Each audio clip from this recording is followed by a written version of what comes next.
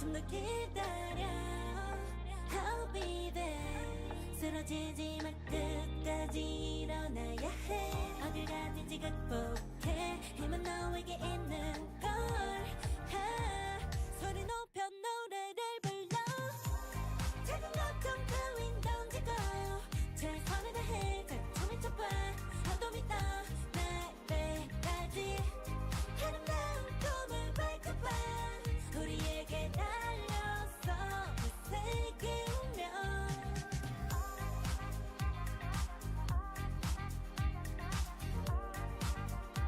어둠이 떠 날배까지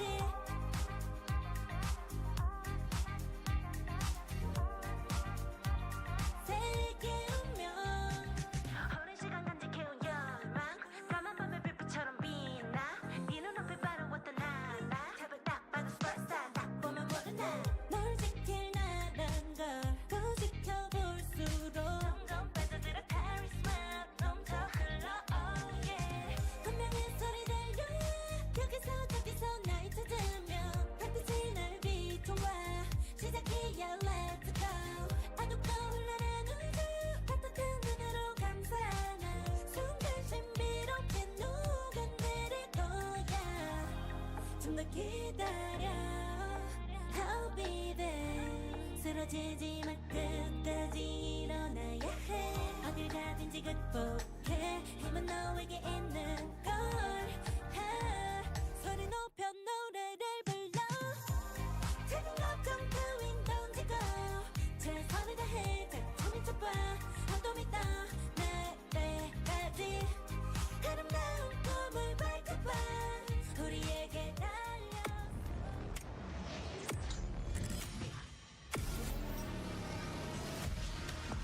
Focus onto the text here because there's no more sustain. The feed is filled with versus grow. The bears they're feasting. The timer's slowly ticking. Will they be able to touch me? He goes down for with a great set of push and damage him.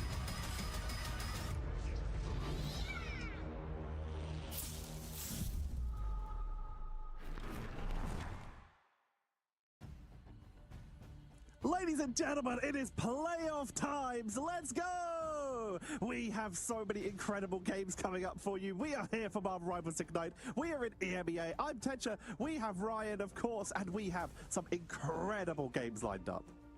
Yeah, I mean, we're now into the playoffs, and if for some reason or other you can't understand us, head over to another stream because you'll be able to, for like English speakers, because I know there's tech issues going on at the same time. But yeah, Tetra, it's a fantastic way to start off the playoffs. Like, we not only get to see all of the teams out of the top 8 in EMEA today, but it is the only day of best of threes. We sort of clear up that first round, and everything from then on out is going to be full best of 5. So there's going to be plenty of Marvel Rivals action to be watching for all of the teams gunning for the top prize position in EMEA, but also the mid-season finals as well.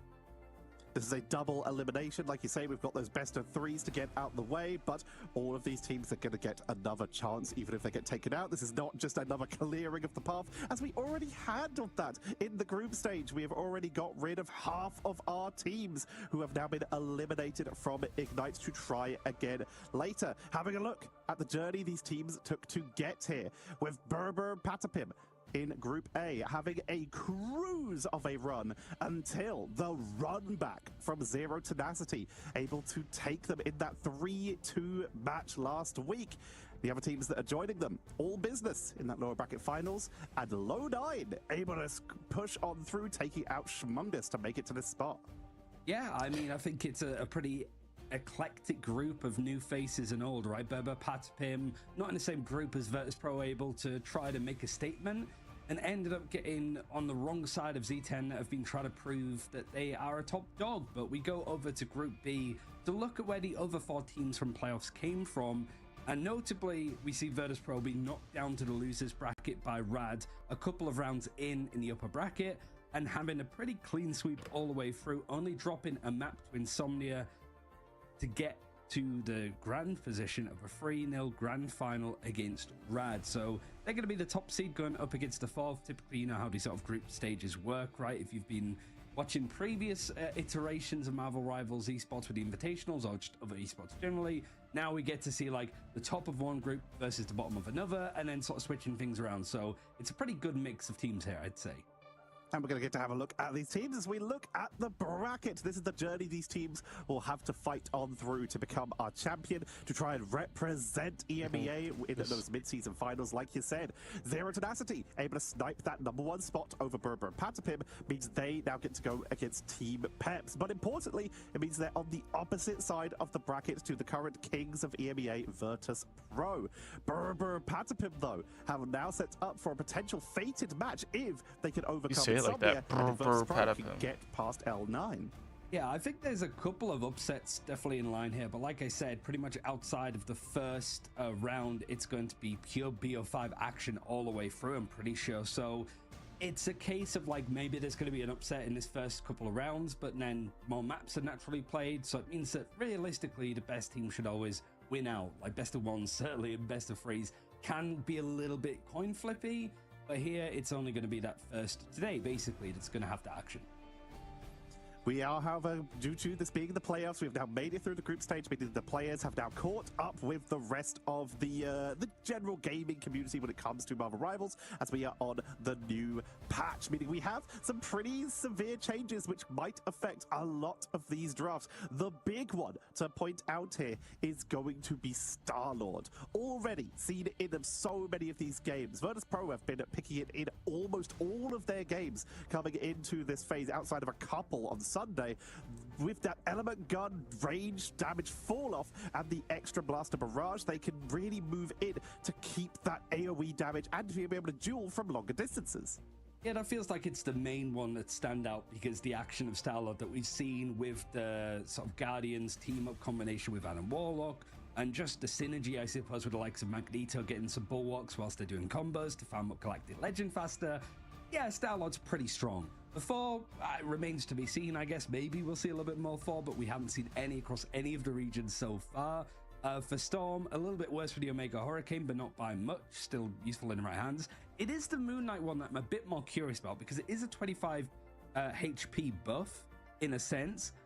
Is that enough to actually start to see him used a lot more? He's pretty popular, I'd say, in various things. But I think the main patch changes texture that I'm looking at is probably just going to be these team ups, right? We saw a lot of the Hawkeye Luna team up last week, even after the patch, because it was a lot stronger, like the stun duration, the range, etc., the damage from it too. Don't know if we're going to see it all that much from now on, and then stuff like Sharknado being a bit worse, and obviously the Rocket Network, which typically teams would start off in spawn doors trying to get all of the armor upgrades or even the jump packs. Might see that a little less often. You're still going to be able to drop this down. It's the main cooldown in combat where we're going to see this lessened. There's the ability for pennies to try and wrap around or set up containments and just consistently move the traps back to try and zone your opponents. That way to try and make them fight for every inch. In this case, they've nerfed that a little bit, so we'll probably still see some pre-game setups with that extra 50 armor from the team up, but we'll see less of the general force push on through. But like you said, the main target here, Jeff Nado, a couple teams have slipped it in, and that ice arrow is going to be a huge change. Hawkeye was only just starting to appear, and they still have it. They still have this incredible crowd control option. It has just been nerfed. And I think that's the sort of right approach, really. You don't want a character like Hawkeye to just suddenly start coming in a lot more popularity because of something that is just incredibly oppressive CC-wise, but you want to see it played now and again. The other side of it, of course, is that Lunar Snow is commonly banned out, right? So the likelihood of seeing a Hawkeye alongside, probably pretty slim, but at least the option's still there. It wasn't nuked to the ground, but it's just brought down a little bit that it doesn't feel cheesy almost. Very much so. We've seen these changes. We'll see which ones come into play. Like you say, is that buff to Moonknight going to be enough? Thor is now more survivable. The ability to cancel out of that Awakening Rune into a quick Storm Surge to try and get out of danger. It could see maybe a rise in the picks and bans, but that's if players have figured out where it fits. But we can have a look at, from this previous patch and from the group stages, across all the regions, you've put in the work to try and make this happen. The picks and bans from all of these teams from everywhere. And it is pretty top heavy for 4 characters. Yeah, I'd say so.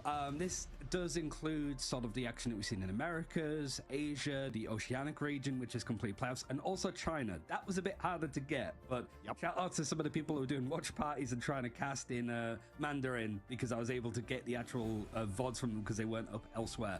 But yeah, you're right. Like, there's more of a focus to go in. This is all of the picks, protects, saves, whatever you want to call them. So the first one and the second one, and then all 4 of the bans all combined. So pretty much like Loki and Magneto looking involved in pretty much every series, either by a pick or a ban. Loki's obviously very popular. We're starting to see a lot more first protects of Loki now as well. So we'll see how much that starts to rise in popularity after this week. But you are looking at that main Vanguard duo of Emma Frost and Magneto. Typically, teams try to aim for one or the other, depending on what you want to work on. Obviously, Emma Frost having to team up with Psylocke and Magneto to add the copies and allow Psylocke to be a lot more lethal. And Magneto just being the best, like, shield barrier Vanguard at the moment, I would say. And with a great ultimate like Meteor M. But it does now get into pretty interesting territory, I'd say, Tetcher, where there's a lot more teams that are trying to live up to their own, like, spiciness, I suppose. Like, Ultron is starting to be used in the right areas.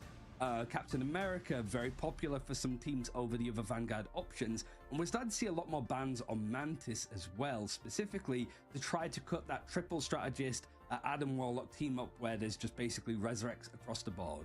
So we haven't actually seen much of that, if not any of that, in EMEA, but in other regions like China and Asia, they've been gunning out the Mantis quite a lot. Yeah, you brought it up there. The Mantis and also Cloak and Dagger are creeping up in the ban phases, but it's very different depending on the regions. While EMEA have very heavily started leaning on that Cloak and Dagger in terms of picking and sometimes banning it, Asia have been looking at the Mantis and saying damage boost is pretty good. Teaming this up with the Atom is pretty effective. Punisher has massively been impactful, although it's starting to be seen a little bit less, but it has been so much of an impact with either this damage boost from Inspire or the Terror Cape that we are seeing teams start to adjust with this. The meta has evolved over the last 2 weeks of play and will likely continue to do so as we make our way into the playoffs. Yeah, it's pretty exciting, but it's not just worth sort of hearing the data and stuff. We want to hear from people that are actively involved in this stuff. So to start us off in playoffs, we've got the very special guest of Craggy coming in from Team Smungus. I can't say it. Smungus. And also a very experienced, like, hero shooter player, right, Craggy? So first and foremost, what are your reactions after the week of you guys being eliminated? Just one win away from playoffs. Not to rub it in, that's not the intention, but it must be like a good showing, right? It was the first tournament you played with the Smungus guys, and you were very, very close to being top 8. That must be, like, promising, right? Yeah, no, we almost made it. I think the progress that we've made so far is very good for what we've done. We basically stream all our scrims so people can see all our strategies. We can't hide anything, so people kind of know what to go up against. So I think we did pretty good for what we've done so far. Well, I feel the first question before we start diving into some of these teams and, of course, the new patch notes is, do you think we'll be seeing you again in the qualifiers for Ignite Stage 2? Yeah, I definitely think we'll all be playing again. We had a lot of fun, which was the main point of doing it for us. So yeah, we'll probably be back there. It's good content and get people more involved in the esports scene. But now I do want to glaze you a little bit because you did have a pretty good win over OG Seed in your first game, first actual, like, showing, I suppose, in Ignite, like the debut game across all of the streams. And you brought out the Scarlet Witch, and certainly on the second map of Symbiotic Showdown, you were able to just absolutely rinse through them. We spoke a little bit to Boga afterwards, and he gave a bit more insight of just the team up's really strong with Doctor Strange, but most importantly, a lot of teams aren't used to playing up against the Scarlet Witch, probably without blacklisting them straight afterwards. So I wanted to get your perspective on it, not only for Scarlet Witch, but for a lot of, like, different off-meta picks. Do you feel that there's a lot of characters now that need a bit more respect added onto them and shouldn't be seen as, like, throw picks in ranked games, for example? I think Scarlet Witch is like a main one, but you play all sorts of stuff, right? Yeah. So what's going on, everybody? My main take on it is, I think first time we played it was against Ex Oblivion, and I think it's just I thought it would work, so I played it. We've never tried it before, but I think these off picks that you don't see is very strong in the sense that no teams have practice against it. so they don't really know how to answer it. They have to kind of go off their instincts, which is what they've played against in ranked. So it kind of like throws them off a bit, and it just becomes more of a, I guess, individual performance type thing instead of a team-based thing. So let's now move into what you think of the new patch with the new changes to characters. How are you feeling with some of these? Do you think we might see a little bit more of the Moonknight, for example, and of course the buff to Star-Lord, who's already seeing a lot of play? What are your thoughts? I think the meta will stay somewhat the same. I don't think teams had much time to practice new stuff. Probably see a bit more Star-Lord. But yeah, I think with the new ban system, it just depends on what people ban. It's very dependent on that now. What was your take on the ban system? I don't know if we can get the graphic up that we had before about like the total like protects and bans so far. Like, really, was that something that took a lot of getting used to for you guys? Because I think Boga said that you have like 2 hours of scrims a week, but you might have done a little bit more into preparing for this event. How was that to sort of adjust to? Because it feels like it's taken a lot of the pro teams that have been playing in scrims consistently for like the last year almost, if you're looking at closed beta and stuff as well. It feels like they've struggled with adjusting to it as well, right? How's it been for you? Yeah, I mean, you guys interviewed Nevix talking about the ban system. I think Virtus Pro, it kind of caught them off guard as well a bit. They were more comfortable on the other ban system. I think this ban system makes the game more about the ban system than the previous one, which we didn't really understand the ban system, so I think we got kind of got rolled there.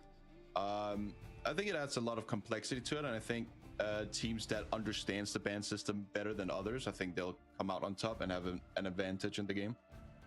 But I think personally I like it. I think it adds something new to the game that if you play something but you don't want the enemy team to play it, you can just ban it for them, but you can still play it. I think that's good.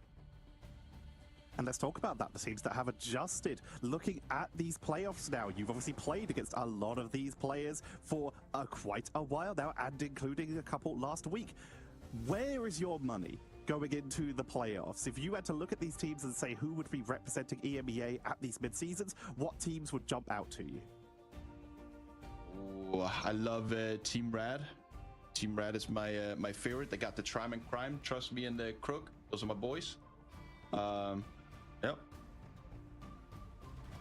Pretty much, yeah. Team Rad. Yeah, I think really the main thing seems to be a lot more focus on the Vanguards, I suppose, of just the Emma or the Magneto. I wanted to talk a little bit actually about that loss that you actually had against like Low 9, because it was such a close series. For those that's trying to get a little bit more information on what's up, everybody? Like how the coordinated teams play, because it's still in the early days of Ignite, right? Like, how would you sort of sum up where those last 2 maps went wrong? Because you were a map up in the domination mode, and then you went to Midtown and stuff. Not to sort of put you through like the reminders of it, but for those that still want to find out a bit more about how pro teams play, what is it that they did well that you struggled with, Low 9? I think I could be wrong about this, but there's more opportunity for individual play, and it's more individual. The Koth maps, so the first map, so I feel like we always do well on the first map, and then once the other maps are just more team dependent, and I felt personally I felt like the enemy team just played better as a team. They had better strategies, they knew how to rotate, they knew how to play ults together. A lot of our experience comes from rank, where it's just throw things at a wall until it sticks. And you can't really do that on those maps. You can do that on the first map, but not the others. So I feel like we lost because they had better team play than we did. All right, well, Craggy, thank you very much for joining us. Is there any shout-outs you'd like to do before we let you go on about your day?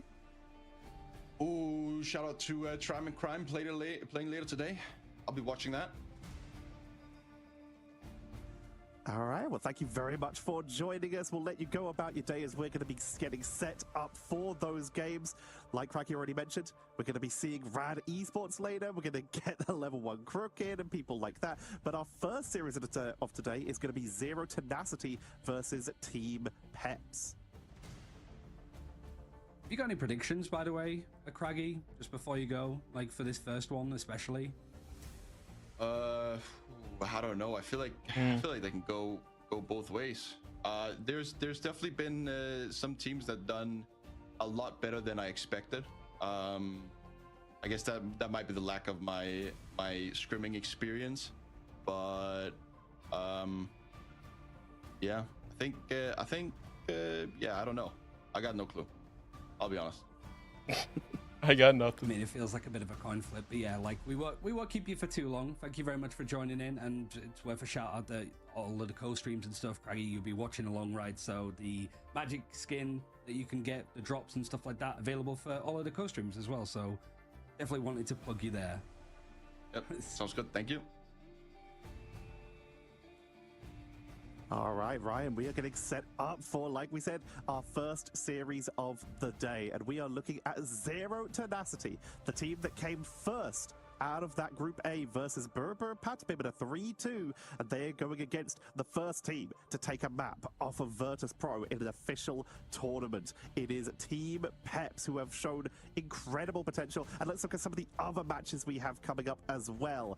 We already mentioned it. Rad, they'll be going up against All Business, the team that knocked Virtus Pro down to the lower bracket were Rad. All Business put up insane battles against a lot of the teams in their group. These Very two are nearly probably making good it into games that to final. watch.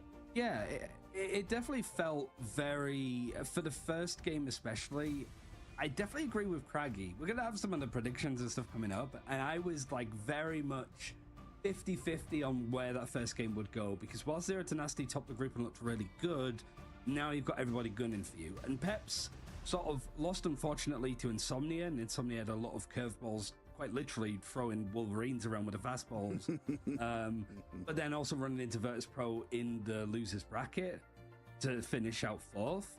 Makes me think that Peps can probably do a lot more than the sort of statistics in the bracket shows that they can. And I definitely am more of a fan of like Insomnia beating Berber Patapim. I really like the Berber Patapim team. I think that they have the ability to do some like pretty like shocking damage in the right way. Like they are definitely a team that can push the likes of Virtus Pro and Rad, but there was a lot of shakiness with how they played that Z10 series, and I think Insomnia are going to go in with no holds barred. I don't think that they're going to hold anything back, and really at that point Berber Patapim have a lot of pressure on their shoulders to perform. People are expecting it now. Certainly with Virtus Pro dropping the map, it's a lot more open.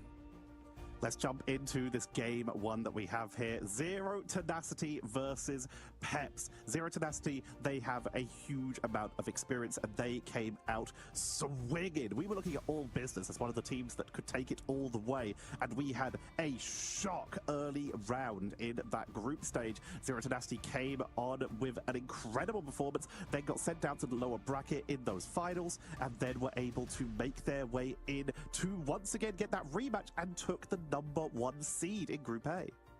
Yeah, and for Team Peps, like I mentioned, a squad that might look like they're underperforming in some senses. I think it's a lot more competitive in EMEA, but this team has remained very competitive, I'd say, for the most part. You've got some of the core players that have been on various teams with like Leaf and Hardest that have tried to stay together, but players like Aura Stealer as well, I think have been really impressive with how they've played the strategist role, incredibly flexible, and as we're probably going to be seeing very soon, a lot of nice little tech that they're able to use on the likes of Invisible Woman and other characters, including, I think, their main character of Rocket Raccoon.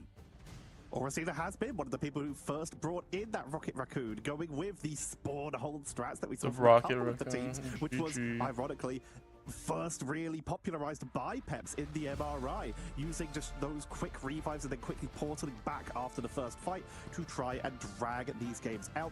So these guys are what forced the one of the widest hero pools goat strategy so far. Mantis, Wolverine, Storm, Torch, Psylocke, Winter Soldier, Emma Frost. They had a role swap at one point. They are incredibly difficult to ban against, but they've also been known to give up Magneto from time to time, and we're gonna see that immediately with Zero Tenacity getting it handed over to them. Yeah, this seems to be how the general start of these drafts go. Trying to focus on getting one of the pretty common of Emma Frost, in Magneto, EMEA at least. But we're also starting to see a lot more where the Magneto was protected, Loki coming in instead. Loki ban. So that's why there's Pretty a lot standard. more focus, I suppose, from Team Peps to take it out early, to just make sure that the likes of I'm a Winnie save. can't necessarily grab onto it. And so Probably far, mirror this, like, Loki first here. phase of the pick I would bans assume. texture, looking fairly standard. Or for one of now. these, maybe like a Human Torch Everything ban. looking pretty normal. Like You did that. mention, though, Cloak and Dagger they ban. protected the Interesting. Emma over the Loki, but went for the target ban. Zero Tenacity, they're going to remove the very big rising star of EMEA, Cloak and Dagger. Moxie will be pleased. And Loki also getting Cloak covered, and but this Loki, does leave so- open Luna, for example. Invisible Woman is still here. Mantis and Star still available. There are plenty of options the still heck? available. Yeah, it's also worth adding that the first pick and these picks are simultaneous. That we might see them lock in a bit earlier, but for the teams actually in the server, they won't see it until the very, very end. So it's a bit of a game of chicken to see what exactly is going to happen and what the fallout's going to be. What happened to the Team Peps quality? It got actually even looking worse. to save onto the Lunar Snow, maybe for Aura Snow, maybe for Aura Stealer, maybe for Larry. I don't know how much they've actively tried to protect it themselves. A couple of times. I think it's Oasis. Luna that's gonna be, save. Psylocke ban. Punisher potentially save. up against it if With not the mag. careful. This is very bad The Punisher for. save, I mean, when you've got players like for them. Newton that can pick it up. This is Smash very Bros. bad is for also Team not being too Peps. afraid This to play it and themselves. this. It means that you have a This lot of is very flexibility with bad. the comps that Zero Tenacity want to run, and that's where they look the scariest. Plenty of options here. We're going to see that Mantis taken away with that Punisher on the board, removing the damage boost, making sure that Zero Tenacity can't just try and steamroll with that Punisher final judgment, so we'll just rush on through. When I look at these With picks that and Human Torch bans, banned like away as well, though, we may see a little bit of Zero flexibility. Tenacity Yes, won, we in my are. opinion, Zero Tenacity, they've because already shown you it have once before. Punisher mag They're bringing saved, it back- well, and actually they don't couple have a times mag, before. They're bringing so back to the board with Lugia. little He's scary. gonna be one of our main Hulk players within the region, bringing it back out for a second round. Yeah, Lugia more, I guess, focused on the melee vanguards with a little bit of Wolverine thrown in for a tank busting action themselves. But yeah, that torch ban is a good one because it not only hits like Newton that can pick up any flyers like Iron Man and stuff, but Smash Nez especially. And I think there was maybe an over focus on trying to get Smash Nez off of the Human Torch from Berber Patspim in the finals last week. That gave them a lot more space in the draft. So Peps have come into this one pretty prepped. And this isn't a bad map for them either as we go to Hell's Heaven. It's the only domination map that we've seen them play. It's a randomly assigned map. We know it's always going to be domination, but it could be obviously Hell's Heaven, but in T'Challa, Krakoa. It's almost always been, no, it has always been Hell's Heaven for Peps, and they're 3-1 on it. And for the side of Z10, they've lost it once. We'll have to see if they're able to turn that Punisher round. Even Storm. the Team Peps will continue. Punisher Like you mentioned, no they're more very with the strong whole run. team up There is versus a portal Cloak engage Dagger. coming in, and Canusa Yeah. is out of there. Not wanting to get caught out. Lugia is not so lucky though. They have the Popped down to resets battle already. form and then I picked hate the up portal play. Leaf with the damage boost, even with that ultimate nerf, the Storm will be making their way onto the board. Damage boost onto hardest, so they can go in hard with that Punisher. And of course, that Omega Hurricane, even though it is harder to charge up now, is still ridiculously strong. Got the Storm playing in, recently nerfed, but the damage boost is still going to be effective. And it's really a case of like hardest building up that final judgment as much as possible, as long as I possible. feel like playing Really not too Hulk much of an into engage happening so far. Punisher Like, Storm Lugia is was the just one like that a dove in terrible and idea. I feel like you instantly get deleted. instantly kicked out of Tarek your actually Hulk coming form. through, so this is Zero Tenacity trying to go for a good fight Like he here, went but it's down them first mostly going down fight. to I mean, low they HP. eventually They get are the able to take out Leaf, who's over on that Storm. Smashler's able to catch him on the Namor. But Peps holding on, Beetle taking a lot of damage, but it's really just stocking up these strategist ultimates, Tetcher. Hard is being forced to back up, but is sniped by Smashnets, who is crazy good on this Namor, like you said. It's not Able that to bad. take these flanking positions and then able to target down these backliners from an off angle. In this case, playing from the low ground to make sure that they can get those shots onto Hardest, forcing Leaf off of Maybe that it's sword. not They're that bringing bad. out the Winter Soldier to try and isolate that Hulk. If they can keep them CC'd with the Bionic Hook and the Soldier's Fist, then they can try and interrupt those jump outs, keep Hulk in place, and drop them down into banner form. Lunar Snow, Ultimates, Strategists, and the final Oh my judgments God. all thrown on top of each other. So you've got on one side. Hardest being able to mow down and get the Well, picks all watching. the way through. That eternal bond from Winnie. And the invisible boundary for Aura Stealer, keeping people going, but this is still Zero to Nasty, able to keep progression working. We do see the Eye of Agamotto used from Beetle, only connecting onto Ducky. Peps has slightly better. And the Meteor M about to follow through. Can it get a catch for the shields? No, it can. And Team Why Peps are are we- putting a lot of stuff at this one. The Psionic seduction coming through now from Peps to try to take the objective, but Zero to Nasty still having a hold.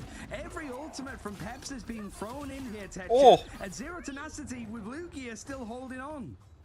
Lugia just absolutely monster moded that. Realizing that their team still had control of the point, they were willing to sacrifice their ultimate to buy time. And they ended up buying enough time for their team to reinforce. If the quality of and really taking the it stream looks 2v1 terrible of their because it's own. a They like threw essentially final I'm hits watching a on this 1080p Hulk stream and held the point for Zero Tenacity. Now it is 27 to and then you're watching it again, so it's like 79 in favor of Zero Tenacity. you're And watching they a are holding 1080p, control watching a and have 1080p, defensive so it position just with looks terrible. Punisher and They don't know how to It's like gonna be upscale. so hard to push into. I think for Peps it's a lot harder. Like having invisible boundary is one of your strategist ultimates good. When you have the objective, you could just sit on top of it, but taking that space is really difficult, especially when you got a final judgment thrown down. There is no strategists available for Team Peps to really sort of sustain this, so everybody has to back up. They have to respect the space.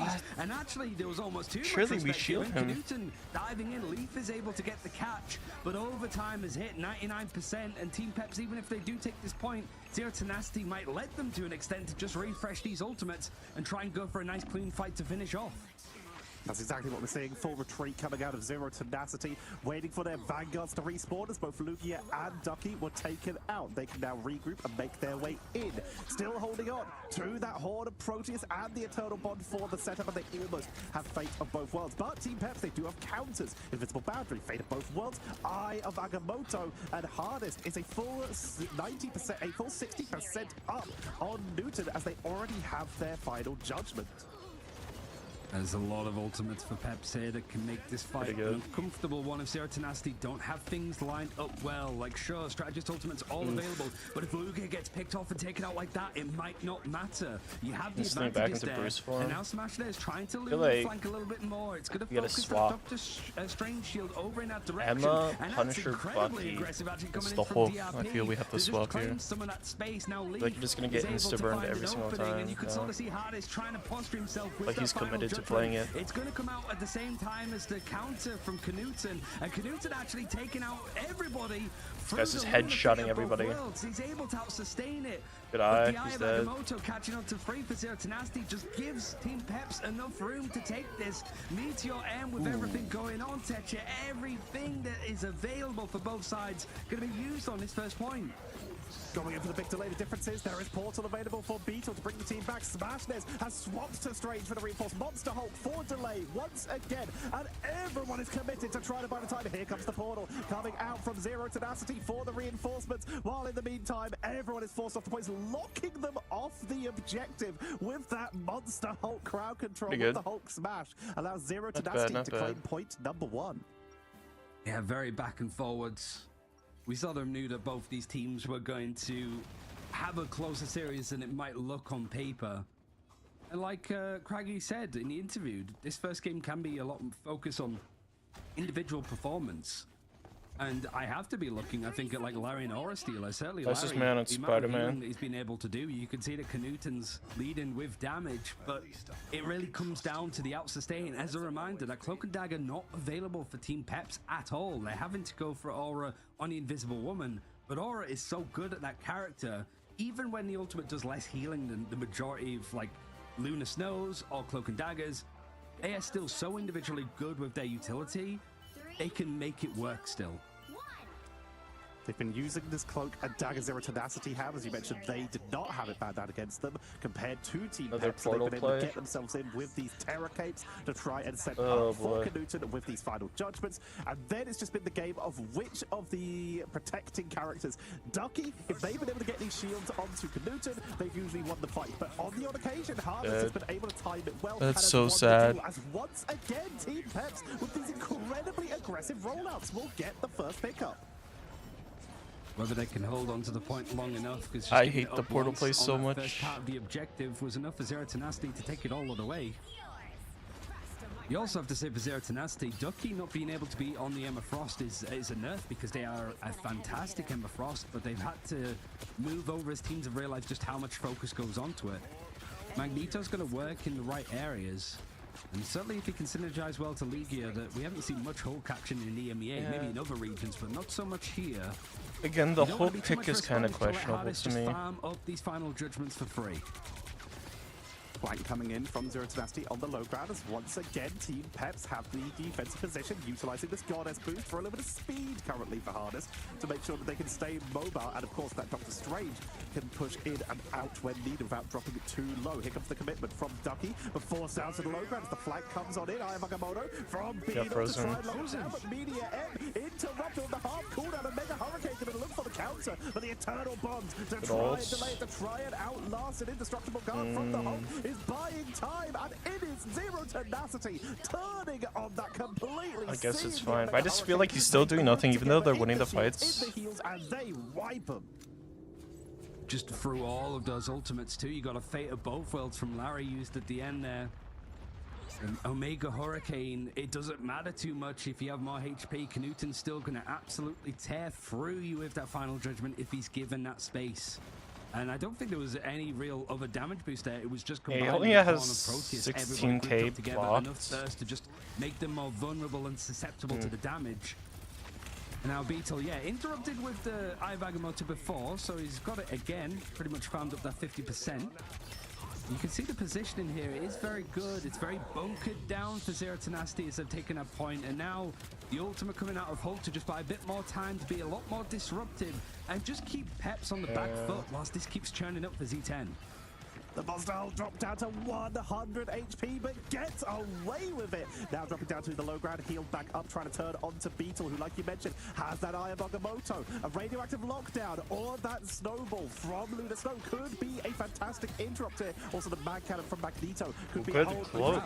on in. Nearly getting Well, that's a dropped big down. eye. Here comes the Eye of Agamotto onto Knuten, but the Fate of Both Worlds is keeping them up. Not so lucky for Winnie, though, who is picked off by Leaf as they try to push on back. But it's Zero Tenacity, even though they're down a member, going for the counter, picking up Harness, Torn and Proteus into the boundary, and they're just dropping all that damage, but they can't see their targets. You do have a Fate of Both Worlds if you need it for Peps, but you want to hold on to it, and Leaf just used the Kraken's impact, but was taken down from Smash Nez. He's been finding so many picks, but now it's going the other direction. DRP able to just clear up the objective, does have the Silent Seduction. But Peps managing to take the point before it gets to 99%. They have a lot of good stuff to hold on to this. Really, it comes down to a case of like how impactful Winnie can be with this ultimate. How aggressive do you want to be? Because outside of the Meteor M, you don't have much ultimate-wise to work with in comparison. Culling turret goes down. They were utilizing Guardian Barrier and that Sephirim shield from the Doctor Strange. They will back up a little bit here to to give Zero Tenacity a little bit of space so they can re-engage when needed. As Ducky gets pulled on in, has to use that Iron Bulwark for the protection. Mag Barrier. Here comes the Eternal Bomb to create the pathway to open on in. Oh, he cannot pop Meteor M in time because of the seduction from Emma. That's so unlucky. That was really good. But it makes sense if they can just keep things cleared up. Ducky actually just coming back from Squirrel. Is it going to switch over? That's a great Eye of Agamotto from Beetle. And there's the follow through. Ducky having to switch over to the Strange. The portal play required. So it means that Leaf has got a few more targets to try and clear this. Is there going to be an attempt for Z10 to be able to fight this a little bit more? Sure, you have the Doctor Strange here, but he's all on his lonesome. Look at him. Some healing and more support coming in to just keep him alive, to keep a bit more time in the chain for Z10 here. The portal's going to end. Allowing stuff. Knuta bringing out the final judgment isn't really allowed to touch the point at all, so this only works out more for Peps. They bring us on as even, and we're going to a third point. Threaded in one by one. Team Peps able to take the control, especially due to that incredible flanking Eye of Agamotto from the side of Beetle, able to get onto both the Luna and the Punisher, taking down Knuten and Oasis early in that fight, meaning they had a huge numbers advantage, and then it was all about the staggers. Ducky having to swap over to that Strange, but by that point, Lugi is down, and everyone is just coming back one by one. Team Peps at that point, it was just playing until that portal expired, and they did so beautifully. It's just again the damage. Again, I'm not a fan of the Hulk in this scenario. How much is it able to sort of go to like getting the final judgment into confirms, really. That's the key thing. Like, we've seen a couple more of those. Like, so much focus goes onto it. I feel like I'm just yabbering on, but that seems to be just the main play. Get your Punisher, damage boost him, debuff the opponents, win. That's pretty much the go-to for these teams, but it's down to a fine margin when you're playing in these domination maps. And because Zero Tenacity used so much towards the end.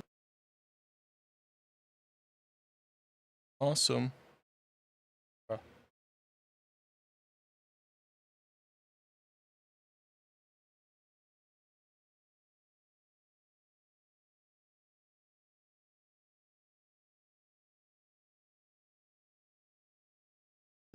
They're missing the likes of a final judgment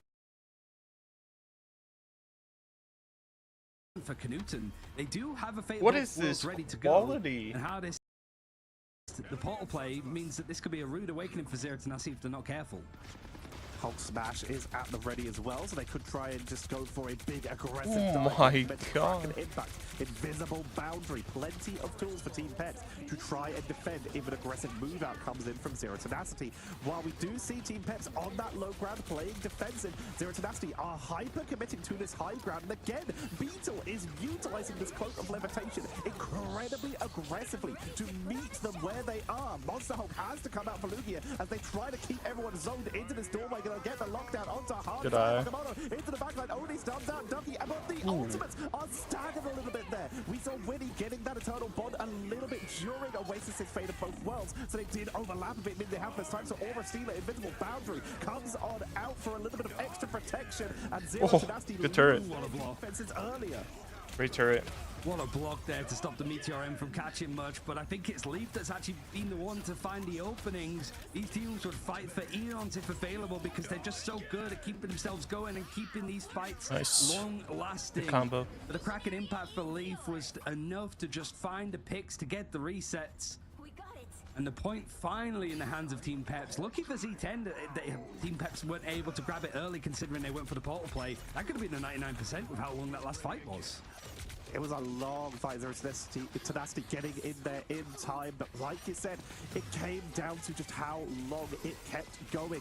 With Zero Tenacity burning their defensive tools a little bit earlier, Team Peps were able to turn that round, utilizing that Kraken impact right at the end of the extra couple seconds from Aura Stealer on that invisible boundary. Now, we are going to see a little bit of a flank smash this, and Lugia looking for some flanking potential to see if they can grab anyone on the side. Leaf does see him and is trying to send in a couple early shots and is currently on squid duty. A lot of damage taken for Leaf, but the sustain is there to just keep them alive. Final Judgment, it's a bit too much of an ask, it looks like, especially why are we the rest popping of the team Luna being able to ults? dive on it. And then the Fate of Both Worlds afterwards, a little bit late from Larry. A bit more unfortunate that I thought it was just, okay, Peps are going to have to just give up the point, but that's one of your big strategist ultimates gone for the time being. Just as the objective is starting to rotate. Look how much damage Knuten has done, 30k. And it's requiring 50k's worth of healing from Larry to keep people going on the side of Peps. So that mistake could cost him. Larry has been the saving grace, and without a big ultimate for these next few fights, could be scary for Peps.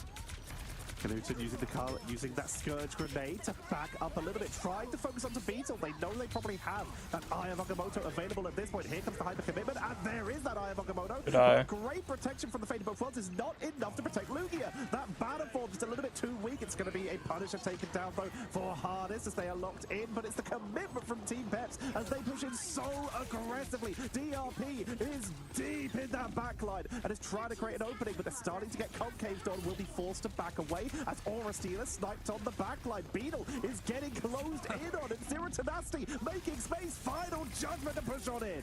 Nice. He's getting absolutely mowed down. His shields are just dropping like flies as Knuten having enough about him. Even the Bulwark to just stop him from being CC. Good target priority. Knuten has He instantly went up top for the Bucky instead of fixing the on the board for Very Zero smart. Tenacity. Team Peps using a lot. Need to build up some of these more like duelist-centric ultimates.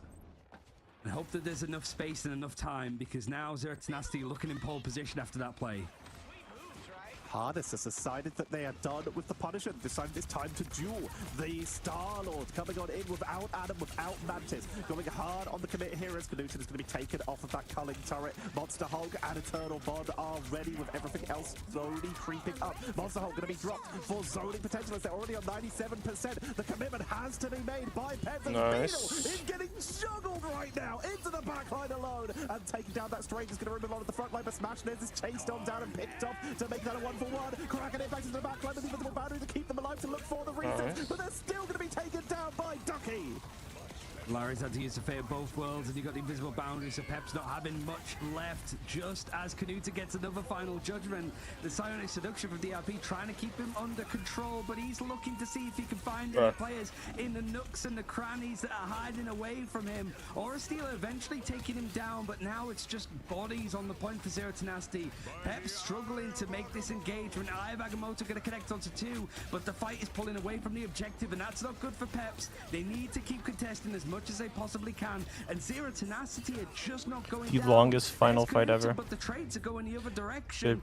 Even though they won, I really didn't like the Hulk pick. I mean, it was impactful at certain moments, but overall, game number 1, but like you said, that was close. A little bit of back and forth earlier on in those fights. I mean, you had to play because Emma was banned, but I don't like the Hulk pick there. But the second we started seeing Knudsen finding those shots onto Beetle, they took a lot more control, focusing hard onto that Strange, really gave them a lot less space to move around, forcing an earlier Eye of Agamotto, allowing a bit more of a dive from the people who were able to absorb it into the backline. That Namor did pretty solid. Just look at the damage of the Hulk, then you look at the damage of the other strategy, or Vanguards is just a little bit lackluster. 10 final hits, only going to take it down 9 times, which is about average in this game. It worked out quite well, while also defending the backline. And that's the tricky thing really here. When you look at the bans again, you've gone for the torch, you want to take it off Smashnez, but then you see Z10 taking out the Cloak and Dagger there, and it really did feel like if one team has Cloak and Dagger and the other one's on Invisible Woman, the healing output just flat out can't compare. It just can't. Like, the AoE healing that's available, I think, to Cloak and Dagger really puts her in an advantage in game modes like this. I think if we go to the payload-centric maps, you know, Convergence, Convoy, maybe Invisible Woman can find a lot more success there. But it really did feel as Zero Tenacity set up the draft really well, and they have enough scary elements about them that Team Peps had to respect it. They tried taking up the torch, they tried taking up the Mantis to stop Knudsen going over to the Alan Warlock, and they did that, but then you're just not able to beat them in a straightforward 2-2-2 setup. Like, that's how good the Zero Tenacity team is, and that's why they were able to top their group. It's pick your poison. What do you want to deal with? Triple strategist? Do you want to deal with a Human Torch, or do you want to deal with just that damage output coming in from Knudsen and the Smashnez? Knudsen did so much work, like you said, with that damage output, with that targeting, but I think a lot of this has to go over to Lugia. They played this Hulk, a character who we do not see very often, as you called earlier, but they played this so aggressively. Monster Hulk as almost as an engage tool. You see your opponents grouped up in one doorway, about to try and move in to step on the point, just leaping in there and using the fact that those main attacks are knockback in that Monster Hulk form, allowing you to control those entranceways and just make it so that no one can get to your backline. In the meantime, Knudsen's just sitting there, unleashing all kinds of pain upon your front line while they're just getting juggled in the sky. And maybe if you get lucky, you get some situation like you saw in that last map with Beetle, just getting absolutely sent from where their team is to the other side of the point, just being juggled by the Hulk autos. Lugia had so much control over entrances, they absolutely deserve a shout out. For sure, and I think it's nice to see the Z10, even though we saw a lot of games from them last week, that they're still able to show a couple of new tricks, even in the first round. They're not holding on to anything for those like all-important games towards the end of playoffs just yet. Remains to be seen what else they're sitting on, but it's nice to see good ideas from that and Lugia. You know, other regions using a lot more Hulk, wanting to see a bit more in EMEA. So excited where this series is going to go. Tetris, the first map so far in our first day of playoffs. But before we go to map 2, a very quick break, so don't go anywhere.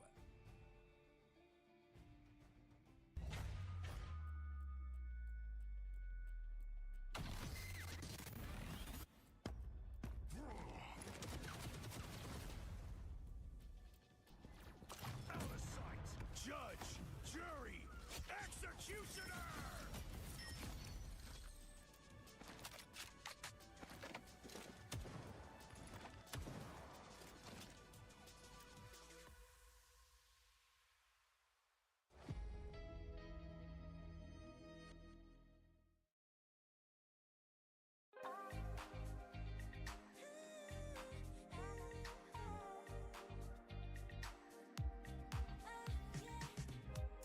한껏 더 높이 날아올라 내 누워진 밤하늘을 가로질러 Oh yeah, oh yeah 필요할 때 내가 널 지켜줄게 간절히 바라면 이루어지는 마법인 거야 분명한 소리 들려 여기서 저기서 날 찾으면 달빛이 날 비춰와 시작해야 let's go 어둡고 흘러는 우주 따뜻한 눈으로 감싸는 순간 신비롭게 녹아내릴 거야 좀 더 기다려 I'll be there 쓰러지지 말 끝까지 일어나야 해 어딜 가든지 극복해 힘은 너에게 있는 걸 소리 높여 노래를 불러 작은 걱정 따윈 던지고 최선을 다해 결정을 쳐봐 어둠이 떠날 때까지 아름다운 꿈을 밝혀봐 우리에게 달려서 그 세계 오면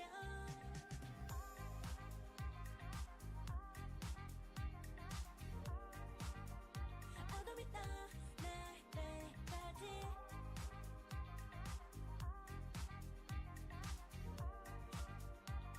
세계 오면 오랜 시간 간직해온 열망 까만 밤의 빛처럼 빛나 네 눈앞에 바로 어떤 나나 탑을 딱 봐도 스파이사 딱 보면 모르나 널 지킬라란 걸 더 지켜볼수록 점점 빠져들어 카리스마 넘쳐 흘러 oh yeah 분명한 소리 들려 여기서 저기서 날 찾으면 달빛이 날 비춰와 시작이야 let's go 어둡고 흘러는 우주 따뜻한 눈으로 감싸는 순간 신비롭게 녹아내릴 거야 좀 더 기다려 I'll be there 쓰러지지 말 끝까지 일어나야 해 어딜 가든지 극복해 힘은 너에게 있는 걸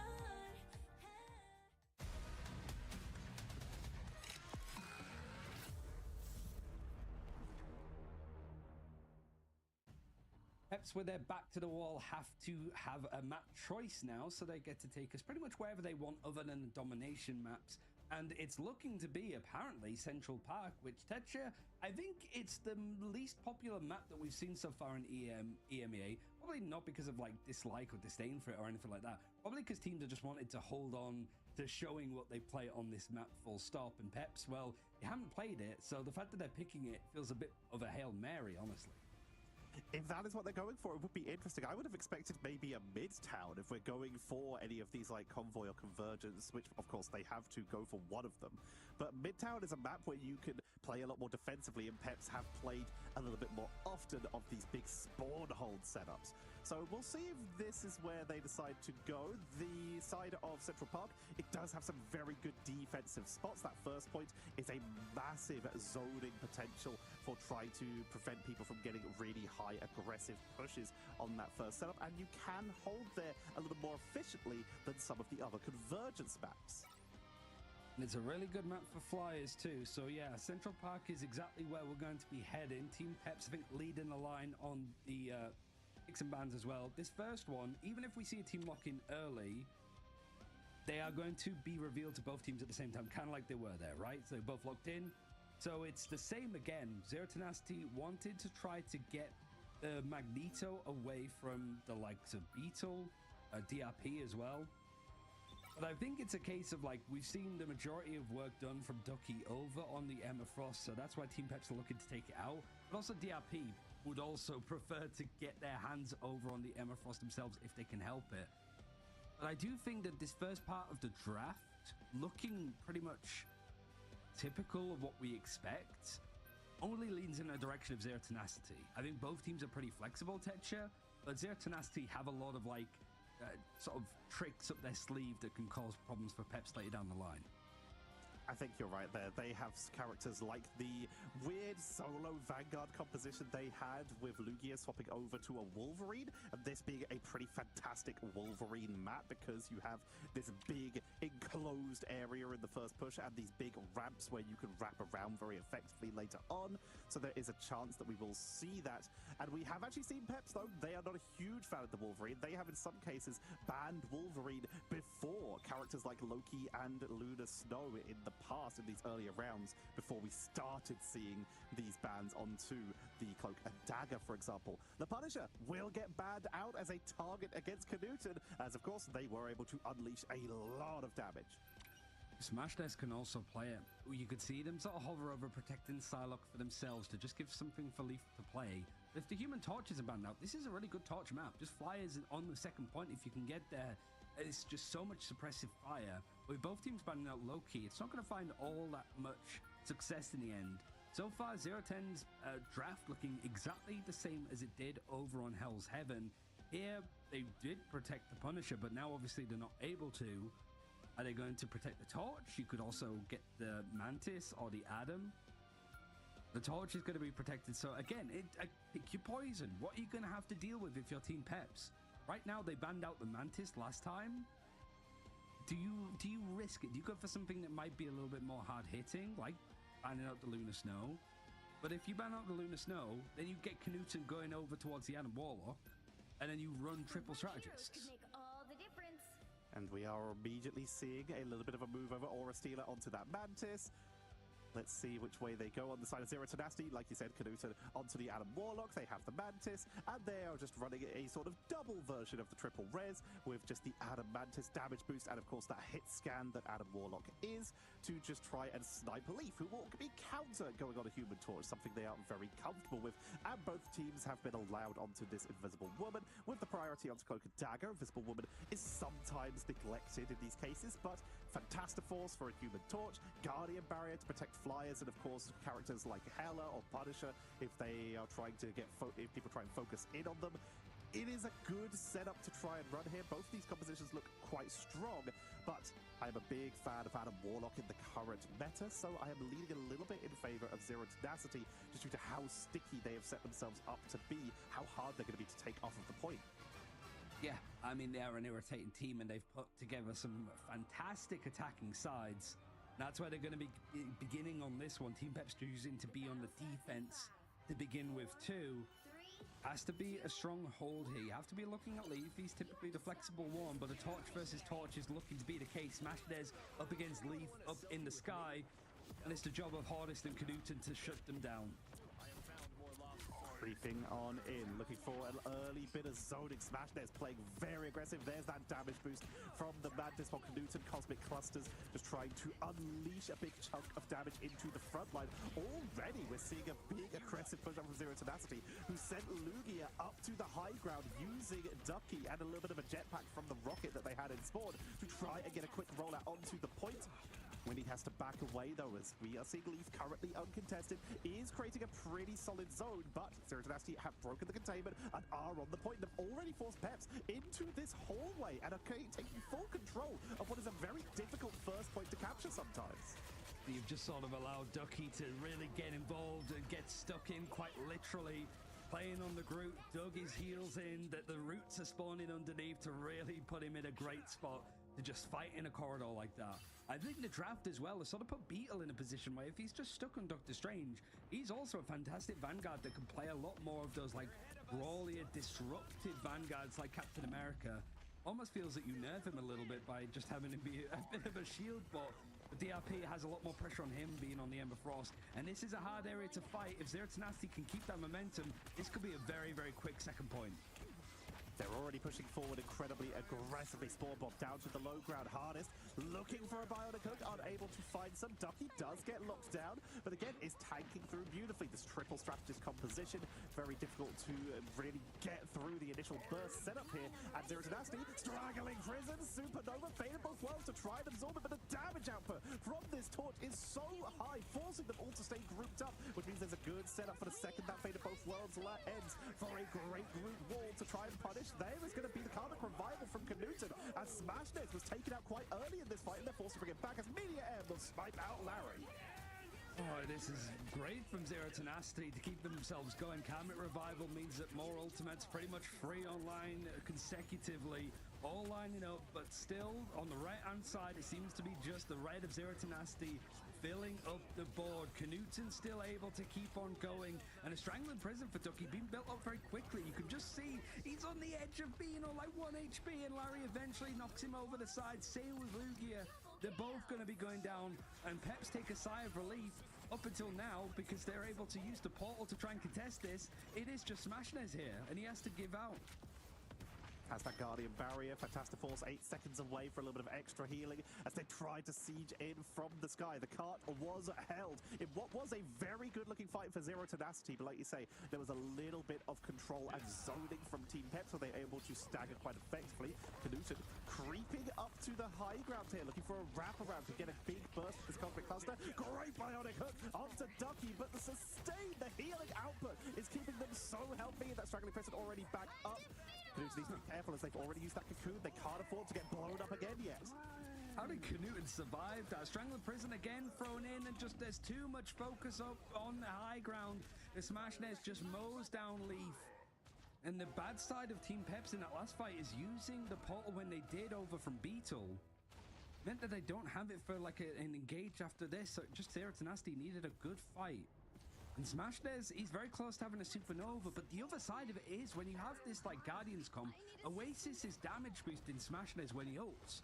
So that sort of like just splash damage, it can be really irritating, becomes a big problem for the supports of Team Peps. The strategist ults are on, they don't want to use it yet, they just want to keep these fights and keep the time rolling down. But 4 minutes on the board for Z10 to put this one to bed.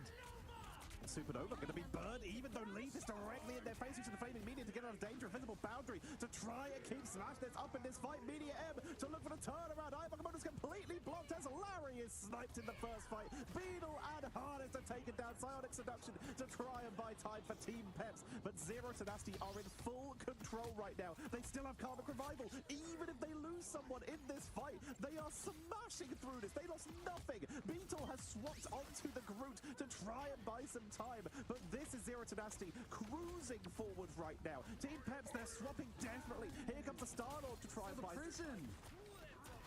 Oh, that was a Kobe from distance up on the high ground, boosted himself up with a wall to just see over the top, and it's just pushing all the way to the spawn doors for Team Peps. You have to see the supernova used from Leaf, but his focus isn't on the ground, it's on the targets up in the sky. So he takes out Smashness. He's looming right above where this Karmic Revival is. That's almost just an arrogant, cocky spot for Knuten to just place it there.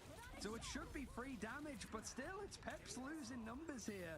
You've got the Fate of Both Worlds from Larry, and the supernova enhanced for Smashness. Might have waited for this ultimate to subside before he uses it, but Zero Tenacity have to reset.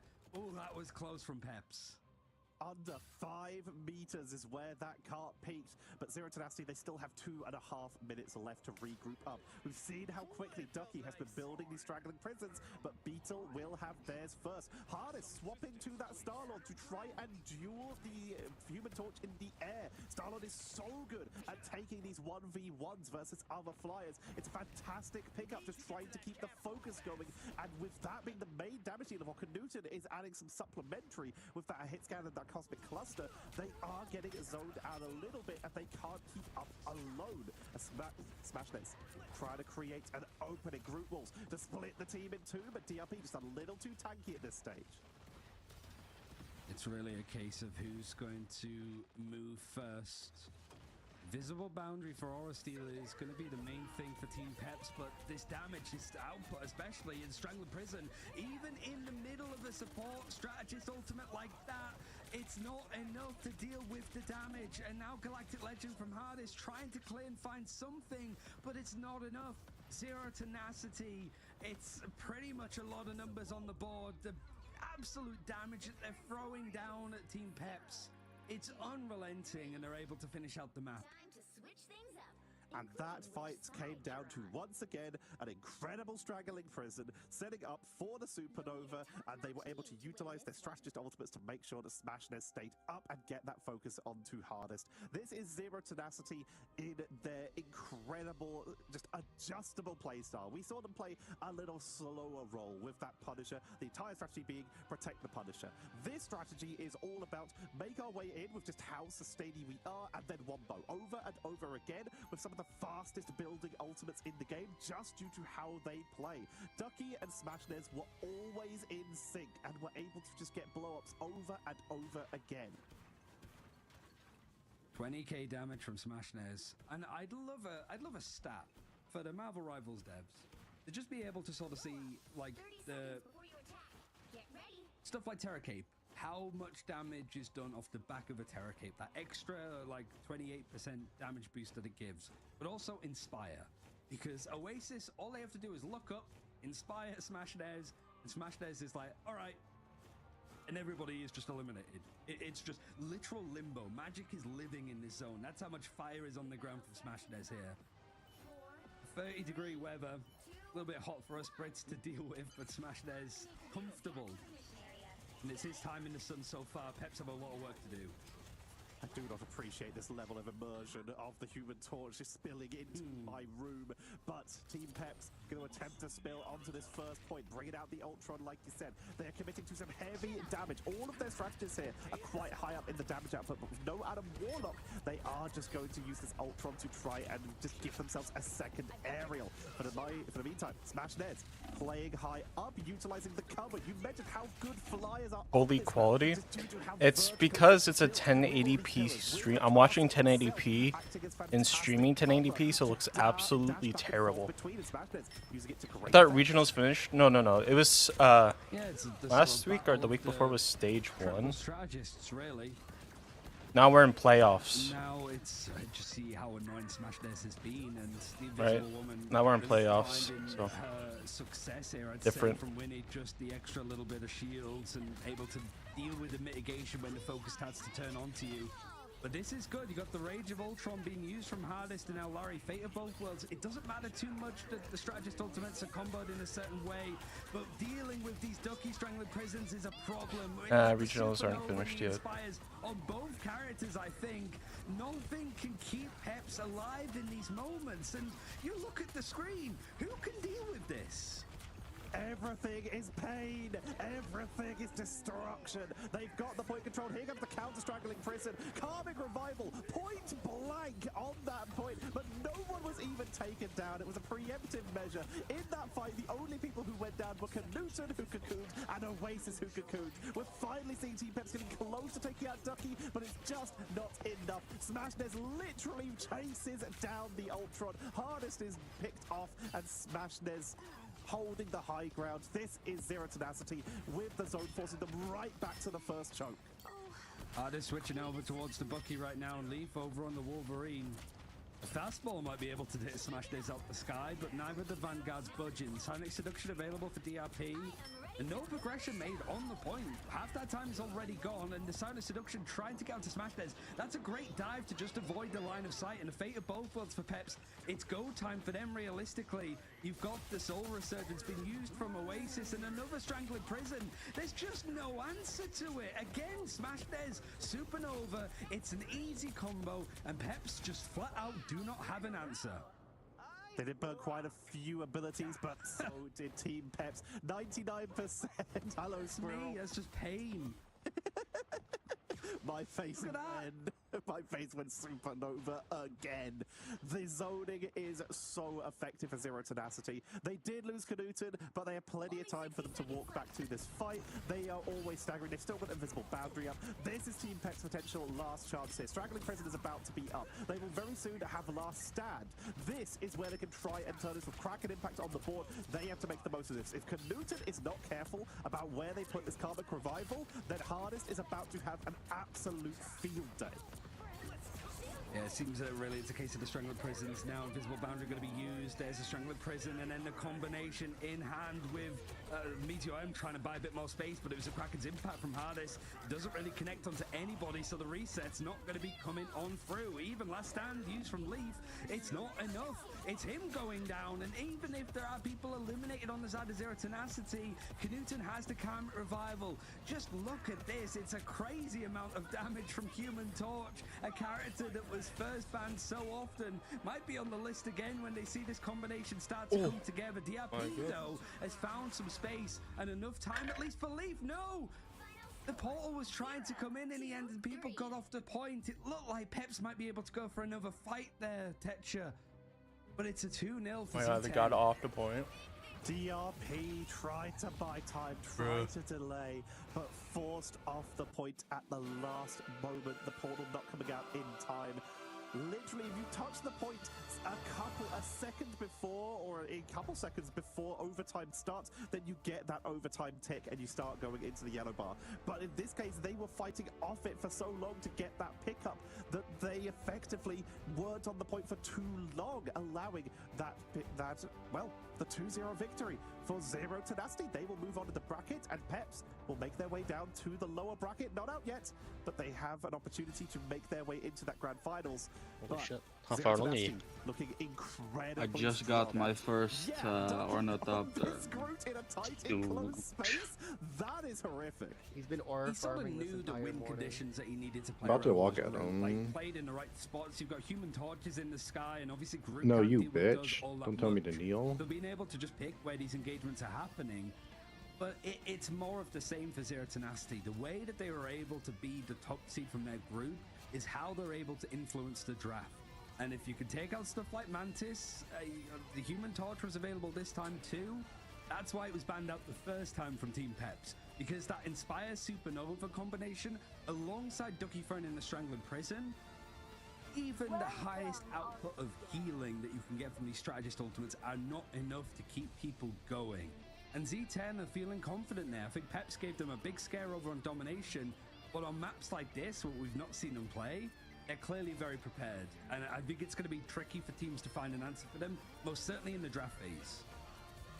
And this is the power of Zero Tenacity. They cause trauma, effectively. The first game, you mentioned that torch was banned out, but it was let through this time because Knudsen caused trauma. Just mooching off them because they're rich. Create such a dominating presence that it was banned out in game number 2. And if this was a best of 5, we'd probably see that flip back again, because Smashness is now causing British summer trauma on that Human Torch, creating massive zoning potential, huge bursts with the you better play Mantis team Solar up. now. Zero Tenacity not living up to their name at all, just consistently always having these ultimates ready when they're needed and showing all the tenacity to stay on the point, especially with the fact they kept reviving. Yeah, I mean, I love that as a potential meta name of just British Summer Trauma. The BST really does sum up stuff at the moment, but it really does feel on that note that like Z10 is still hotting up. I was worried going into this series. Now you that queue as a group, maybe there's and an then element if you of them die being caught on the out by climb, you Peps, can go because Peps are tell your friends individually that very you think they're strong. They played shit. together a long time, and not only in Marvel Rivals but beyond it too. It really did feel if there was a team that could just That 10 catch them kinda with crazy. some of the coordination that they had available to They them, have opinions. it might be Peps. But honestly, once we And got I'm to some of streaming, those, so don't say anything you'll objective-focused regret. maps, it was pretty easy from Z10 because they had all of the answers both in the draft and outside of it. Really like Dame. Yeah, it came down to shit. the draft setting themselves up, like you said. Ready? I am amazed Start that walking. we saw that Wolverine come out Yeah, a I'm little walking, bit I'm later. walking. Bro's We talked about unfazed. how strong Wolverine is, but it's just not something that I'm Peps just getting brought blown out up by their very nest often. They because played we don't it have with a Leaf, Iron who's Man. been the one who plays it, and Leaf was the Or- one on the torch, which was kind of important for their counter opportunity. I googled him and it said Woolhack. To try and just push through these He's front advertising lines, his and then, like you Woolhacks. say, in-game, being True. able to Well, that guy was so position fucking correctly, dumb. damage Holy boost fuck. onto Torch. We It keep says it right reiterating there, it, but it just wallhack. hurt. It was just so much damage. It's not so the much first, the it's the throws, last. so Right, much he's not zoning, wrong, the though. He's group wrong. walls making it incredibly difficult for the team to actually play well together. He's Even if using Supernova wallhack. wasn't enough, Groot Thornlash walls was just bursting through everything. Yeah, I mean maybe that's why like we know a lot more Oh. teams are putting like a protect Wait, on the that Loki didn't hit. first. We spoke to Nevix about it, and he was like, "If I speak, I'm in big trouble when it comes to like." Why can't Marvel Rivals stream at a higher bit That rate, might be bro? another reason, right? Because regen piece of domain shit. able to keep people alive, and then you're able to just get a copy onto an opponent's Luna or a Cloak and Dagger. Surely one of those two is going to be in the server to copy. So I guess we'll find out. But we got an interview with the man in the sky himself, Smashnez. I think if you can hear me, Smashnez, my biggest question is, how do people beat you in draft? Wait for Because it green feels emas. like people There haven't we go. got So an welcome answer to Discord you. If is you a ban out virus. the torch I've and the been Mantis, you preaching. just go something else. Like, just tell the other teams, like, how are they able to beat you in draft? Because it doesn't seem to be an answer. Yeah, well, we're just a really versatile team. We have a draft for It's every probably single something to do with, team like, anti-cheat we're or gonna play something. against. And yeah, just play everything.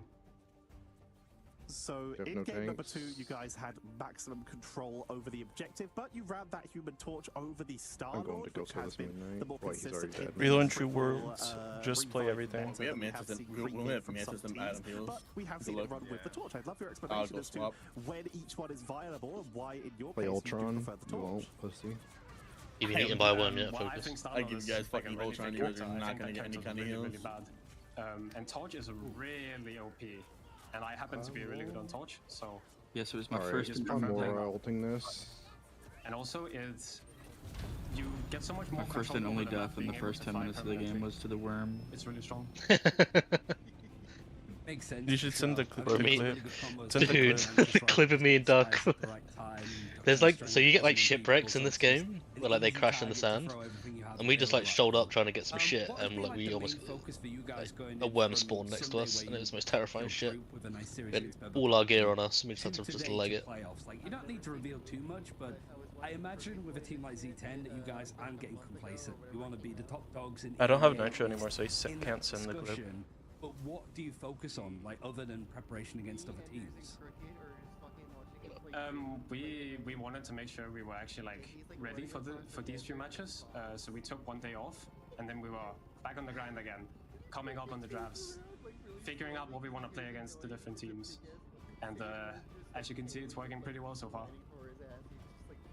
So I guess we should ask about the different teams. Your next matchup will be Wait, against looking- either Rad looking Esports general on or this side. All Business. Do you have a preference, and would you like to explain why if you do? Well, we would prefer It's playing they're against, literally All so Business. scary. We've already shown that we can win against them pretty clearly. Like early with the game when you have 2-0 like a and the slow 3-0 bike, in the yeah, past. they're just terrifying. Rad is also a really, really good team, so if we do end up playing against them... Like right at the it'll be a start, we fun didn't match. know what quicksand was either, so we just drove straight into think quicksand and like Lastly, couldn't move from and almost me, got eaten. Smashnez, last week against Boba Patapin was like a really good strength from you individually. We had a lot of focus on Knuten because he's like, the personality of the team. He seems to be the face of it. Had stuff like the Iron Man, like 4K, 5K that he got the other day too. But I think Just that, like, pops out of nowhere. you were forced Yeah. off the torch a lot. Like we saw Boba Patapin first banning torch to get you away from it. Yet you showed up on Punisher. You showed up Oh. on Namor. Thing's too big. I guess realistically, it's like. Shai-Hulud, showing. it's the god. What was that like? Because it felt like you had a lot of comfort on the roles that No. you were playing prior to that final. Inshallah. But then you were the target. Like, was it a bit stressful to have to move on to other characters, or These are just, like, baby ones I'm as well, versatile like in this enough to area. move on to whatever? Apparently. For that specific match, we weren't really prepared to play other stuff. We got really caught off guard by Patapim in our first match. But then we came back to the drafting board. We figured out, okay, what can we play to counter them? And yeah, I've just been practicing. Lucy. I can play most of the heroes. Bro, in what the do game. you? How do I have more final hits than you? I'm on healer. Bold Come on, man. statement, Fuck it. but if you I'm doing have any damage, last bro. statements How to do I say have more before final you hits go than and you? celebrate What the with your hell? team, what do you have to say to Look at everyone my watching? damage though. More damage, more better. You should look out for us. We're gonna do really good. Dude, all Thank you very much, Smash, for Okay, all I see. jumping in with us today. Once again, Okay, congratulations. if We'll I'm let you black go one, back to celebrate with you're your team. black already. Thank you. Damn. He's got a He's gonna point. get like Ryan. a An crazy intense amount of first series team peps, like you points said, for showing some winning. brilliance on that domination. But Zero Just go Tenacity through- saying I- that you should Just unlock your keep profile an quick. eye Really go on through your them. past games. They are going to be and keeping an eye on seal this games, next so quick. matchup. Rad Esports. Oh wait, versus never mind. I can just go All through all the ones to see all the Business is going MVPs to I be our got second playing with you. series where we both lead a little bit in favor of Rad, but All Business have shown they have the chances for upsets here. Yeah, I mean, How I many, think all how business much have a you lot get to again? show, but I think just final point on Z10, it shows a lot of like the irony of being 32. a team called Zero Tenacity, how tenacious they are to just get their name out there. As just, you talked about Virtus Pro, you talked about Boba Patapim, Z10 deserve to No. be in that discussion as a potential top team.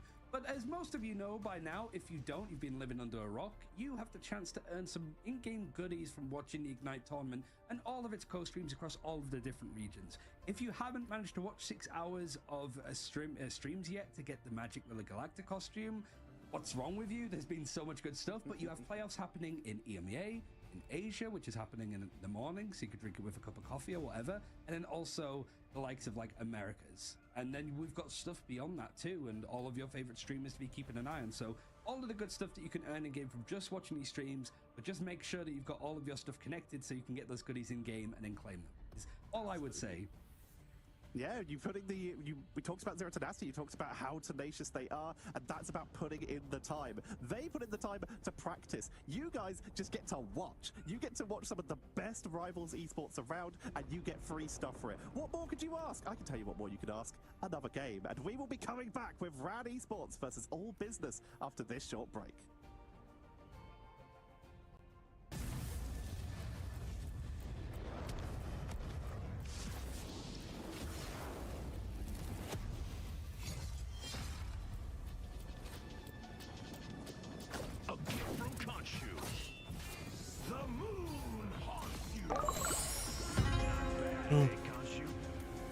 Hello.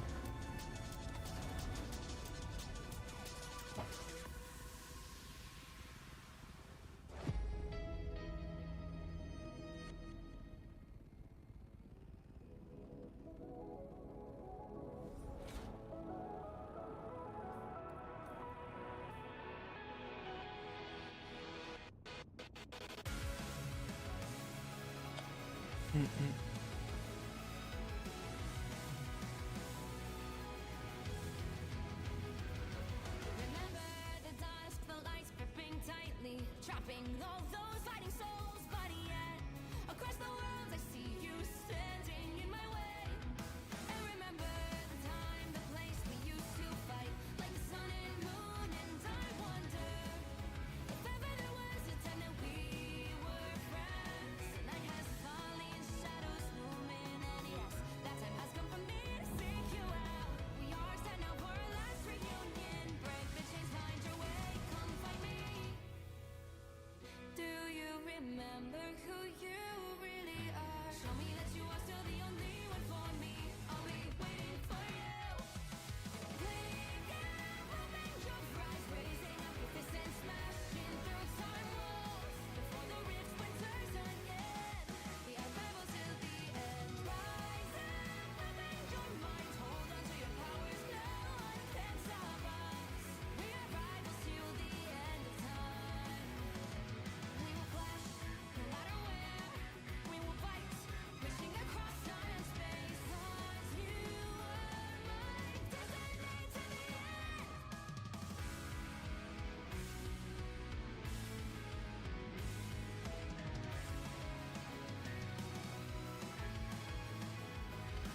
You see the dawn, the flame burning brightly, shining on those memories. And yes, across all time I see you turning the tides.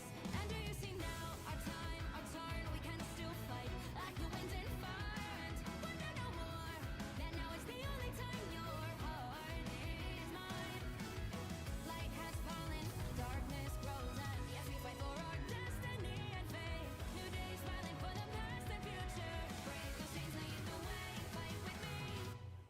And when you wake up, open your eyes, raising up your fists and smashing through time walls. Before the rift splinters again, we are rebels till the end. Rise up, open your mind, hold on to your powers. No one can stop us.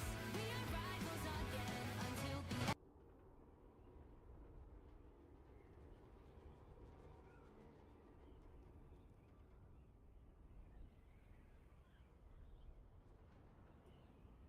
Why she use her diamond?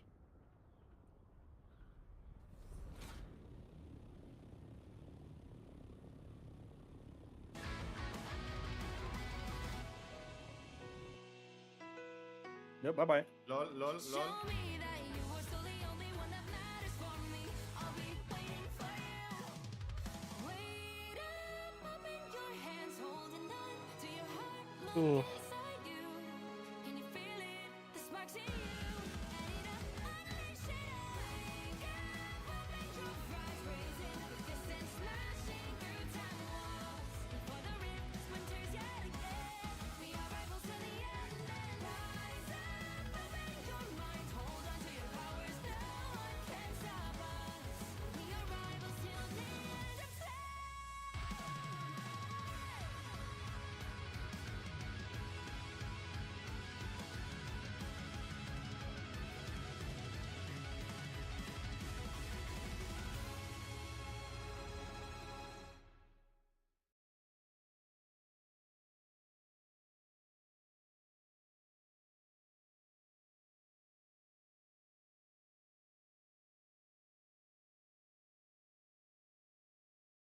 Push.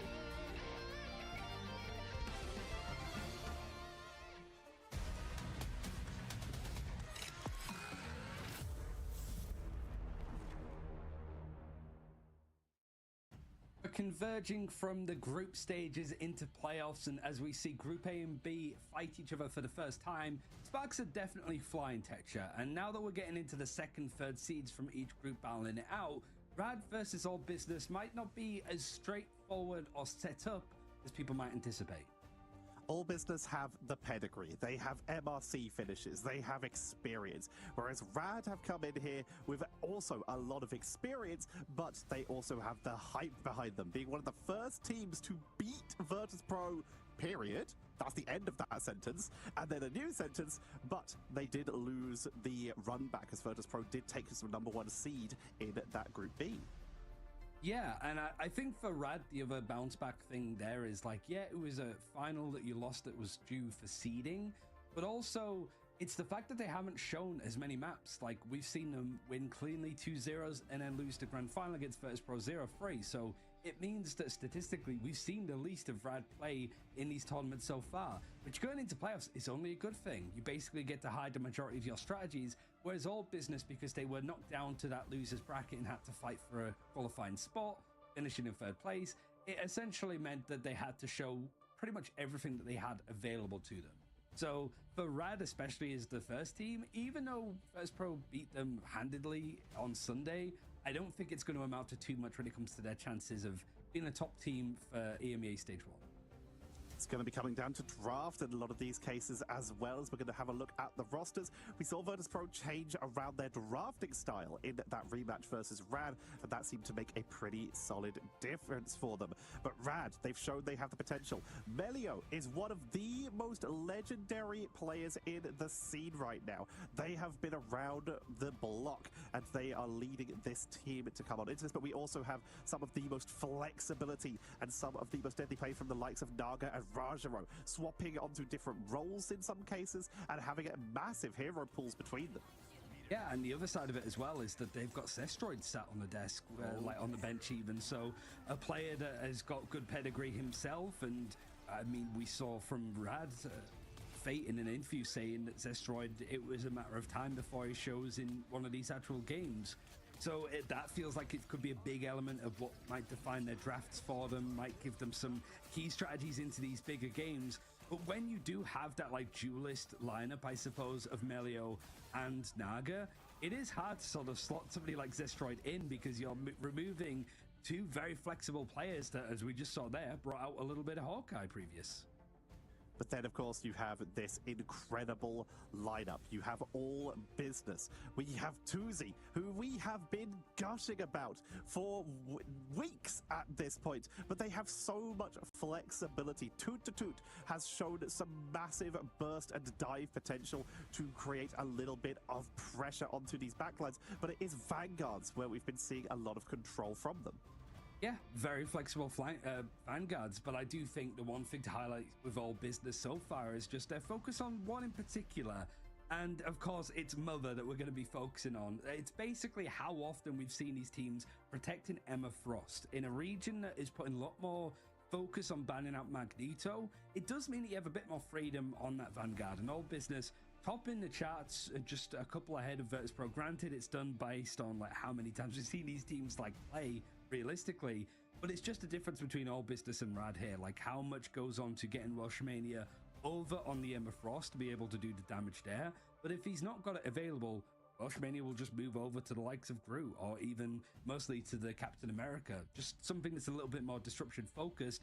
But it really is All Business wanting to play around the latest Vanguard that was added into the game. And this is going to do them very well when they go in against some teams who like to play, for example, that Captain America. Emma, with that Carbon Crush, is one of the best anti-divers right now. And with the removal of Loki, dive has crept in, especially with the rising of Cap and Psylocke in a lot of these cases. You can catch Psylocke right at the end of her ultimate, or even the beginning sometimes. It can be extremely effective. And with Rad liking to play a little bit of Doctor Strange as well, being able to lock them down and try and prevent them from diving in, could be a game changer. For sure. I think it is just how much this All Business team can be very flexible. This is also a squad that's been putting a little bit more stock as well over on to trying to get the Loki for Zenost up and available as much as possible.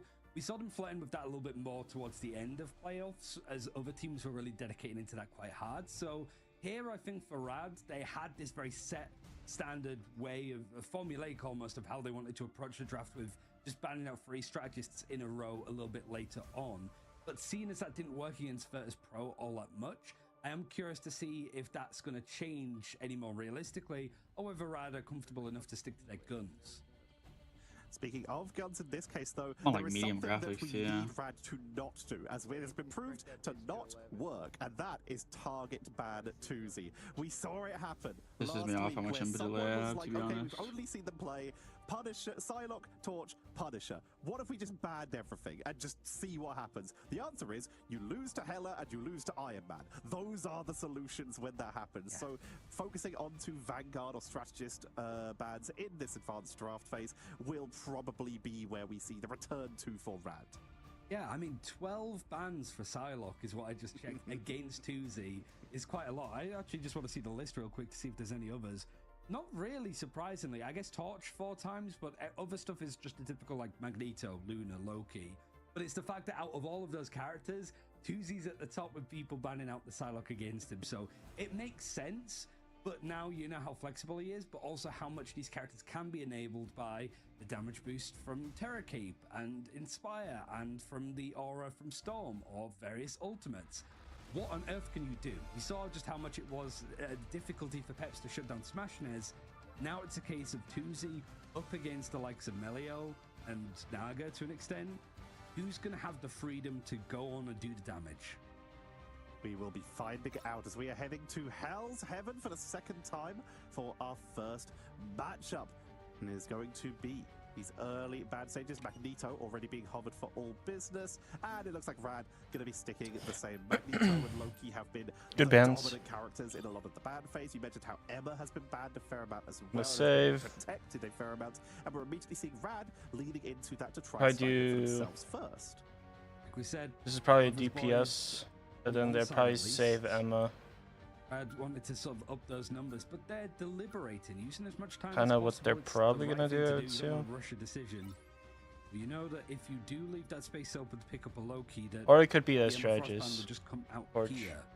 So interesting. Did an for Emma all business save? to go for such Question an mark? early ban onto Torch. So Loki is still available and Loki's open. saved. And that's actually going to be something that they're That's- potentially looking to pick up themselves. They're not going to go for the Emma Frost. They're going to protect the Psylocke. So if we ban I mean, Emma, it's going to be Welsh Mania, not necessarily playing on what they want as usual, I guess. But it's What? making sure that 2Z does get the freedom to play it on that Psylocke. Looking at what the tanks have played, Welsh Mania has played, like you said, Groot, Emma, and Cap. Then you look at Toot to Toot, Venom, Yeah. Doctor Strange, Groot, Magneto, Hulk, Emma. They have played basically everything.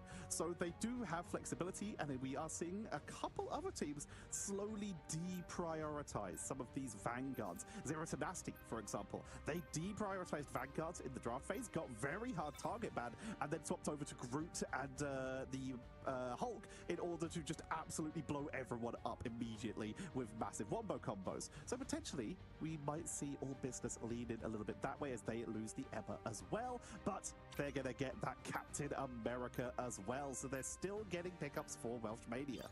Yeah, they need to really. It'd be too much damage to lose out on Magneto, Emma Frost, and Cap.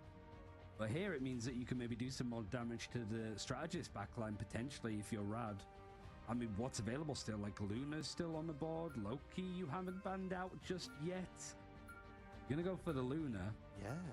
And so it does mean that like all business are going to have access for Xenos to be over on that Loki for free. So it's a tricky one actually. It's a very different draft, but it's really a case of looking at what's not on the table for one team, and all business being able to have access to Loki without having to like protect him.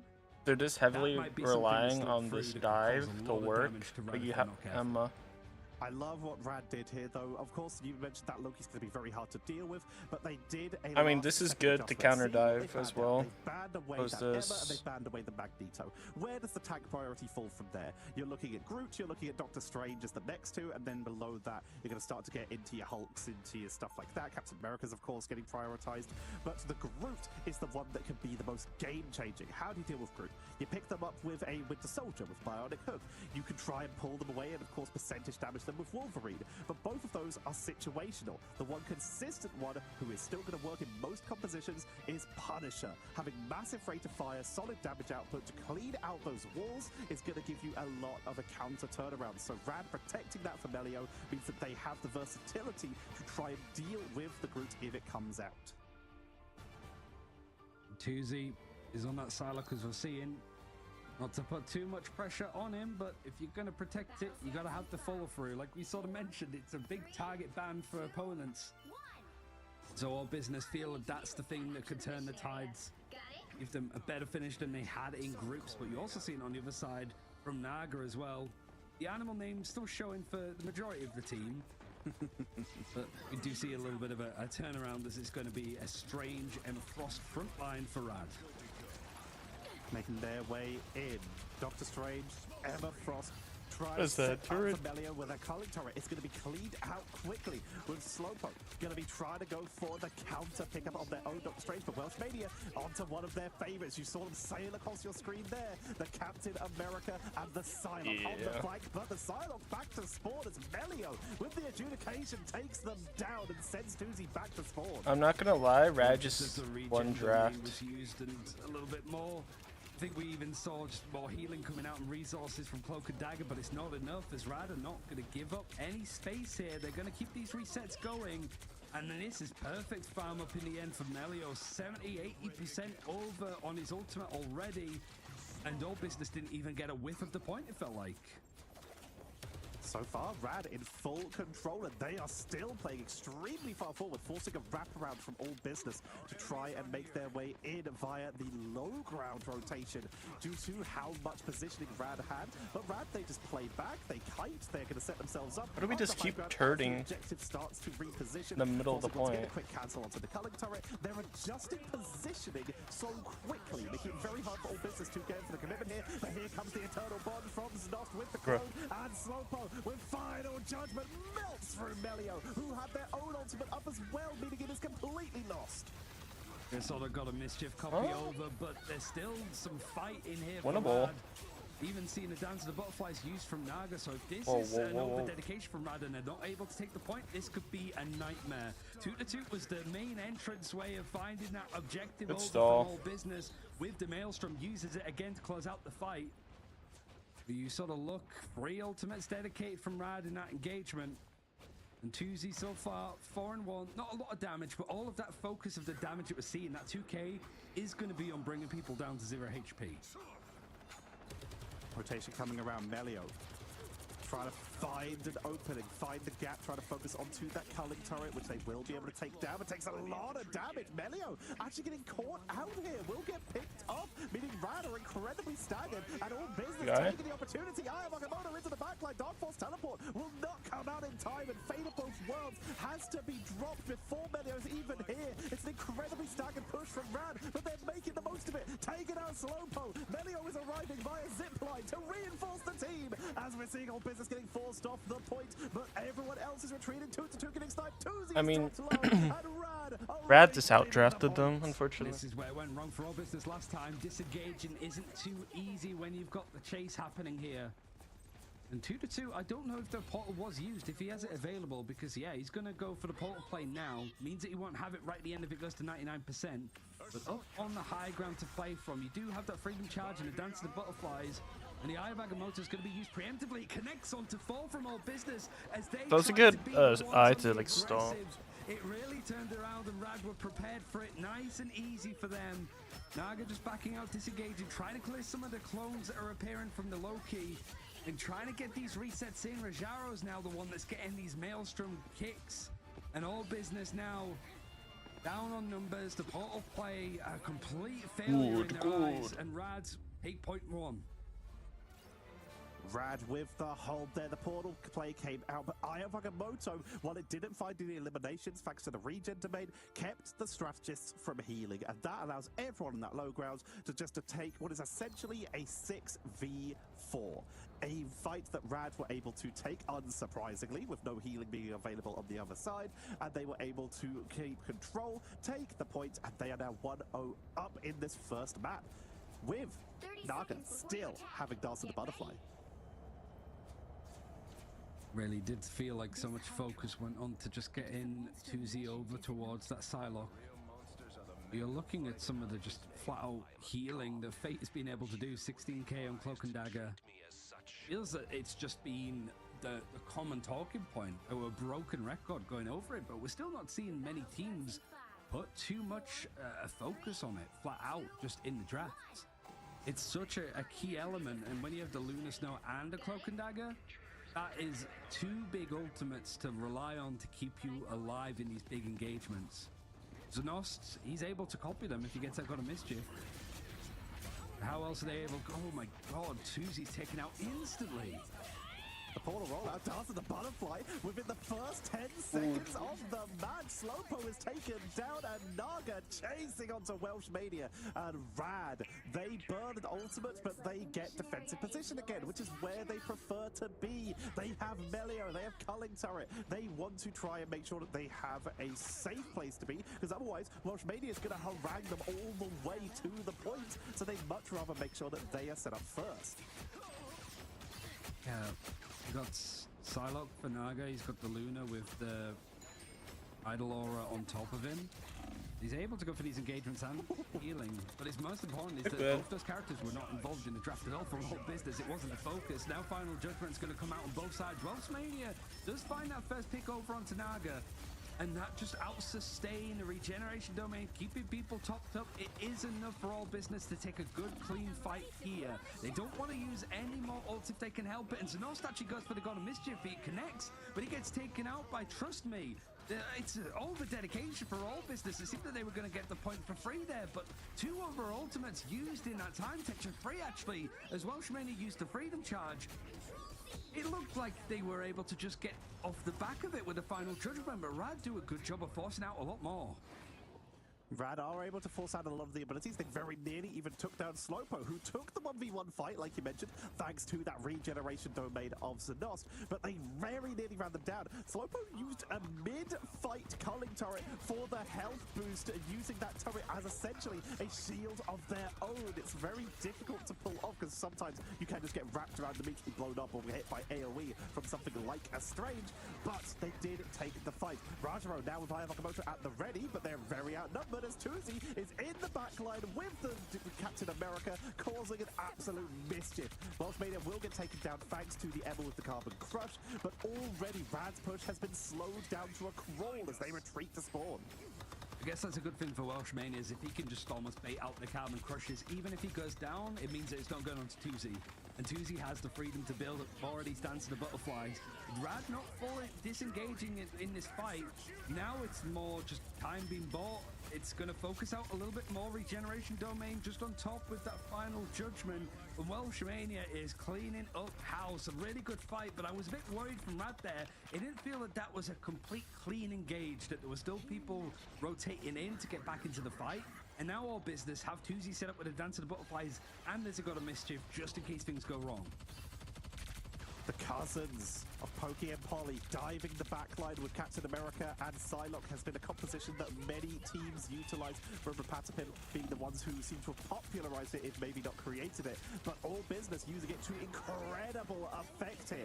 Rushing backlines, taking out Melio again. Naga's back in spawn. Fate of both worlds, sorry, Eternal Bond is forced to be used now. Interruption onto the Ayamoto, back onto the 50, but we're seeing All Business still the numbers advantage, pushing on in, and Rajaro finds nothing with their own Ayamoto. This is Rad getting zoned off the point here. Melio is trying to make something happen and does have final judgment. If they can time these defensive abilities to try and take out Sloper once that regeneration goes down, but they need to make sure that someone's on the point to delay this while they do so.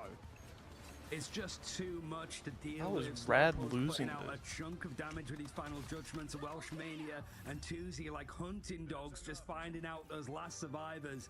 Brings us to another full-out domination map texture. We're getting a lot of these, and really just shows the parity of EMEA is down to a map, a round of a map, if that. All Business, I think, looked a lot better there, like playing around their win conditions, maybe looked a little bit flustered on that first point. The second one built around the ultimates nicely, the right utility in the right spots. And Welshmania having a lot more freedom there. 10 final blows from them, 24-4. That's hard to do if you're a Captain America playing in a game like this. You just have to be in and out and be constantly annoying. And you can already see just how much healing Fate has been putting out. Now it's not mattering too much as All Business are able to out-sustain it.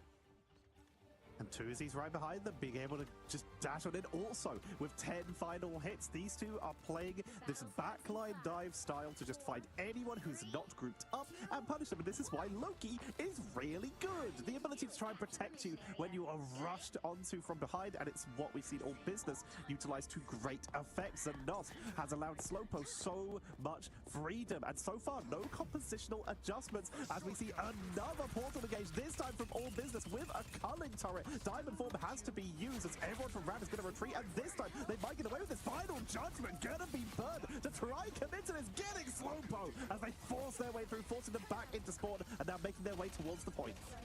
Fool me once, shame on you. Fool me twice, shame on me. It seems to be the common thing for Rad of just going for these aggressive portal plays right off the rip to find that first pick and the point to gain control early. Didn't matter all that much on the final point, and if Welshmania and Tuzi are going to jump on people like that, it might not matter much at all. Silent Seduction's been required to come out from Trust Me, but the Dance of the Butterflies in the backline is turning people on this balcony into absolute baloney. All Business take that point back very quickly. Tuzi making their way around, looking for another flank. You can also see Welshmania joining them. They're going to try and find anyone out of position, anyone who's not grouped up. Ultimate Economy very in favor of All Business as they're all like shield from Doctor Strange. Rad grabs, just one of those games you can't watch. Like, It's just not fun to watch. So the turret on the high ground from Slowpoke, he's just dove out a bit to see if he can back out. Dr. Strangeshield See supposed to block Psylocke? Respect that's almost given for all business here. They do have an Eye of Agamotto. I remember reading like a patch.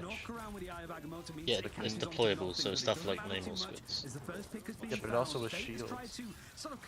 Never worked. You can block her movement, like she tries to move through your shield, she can't, I think, as well, right?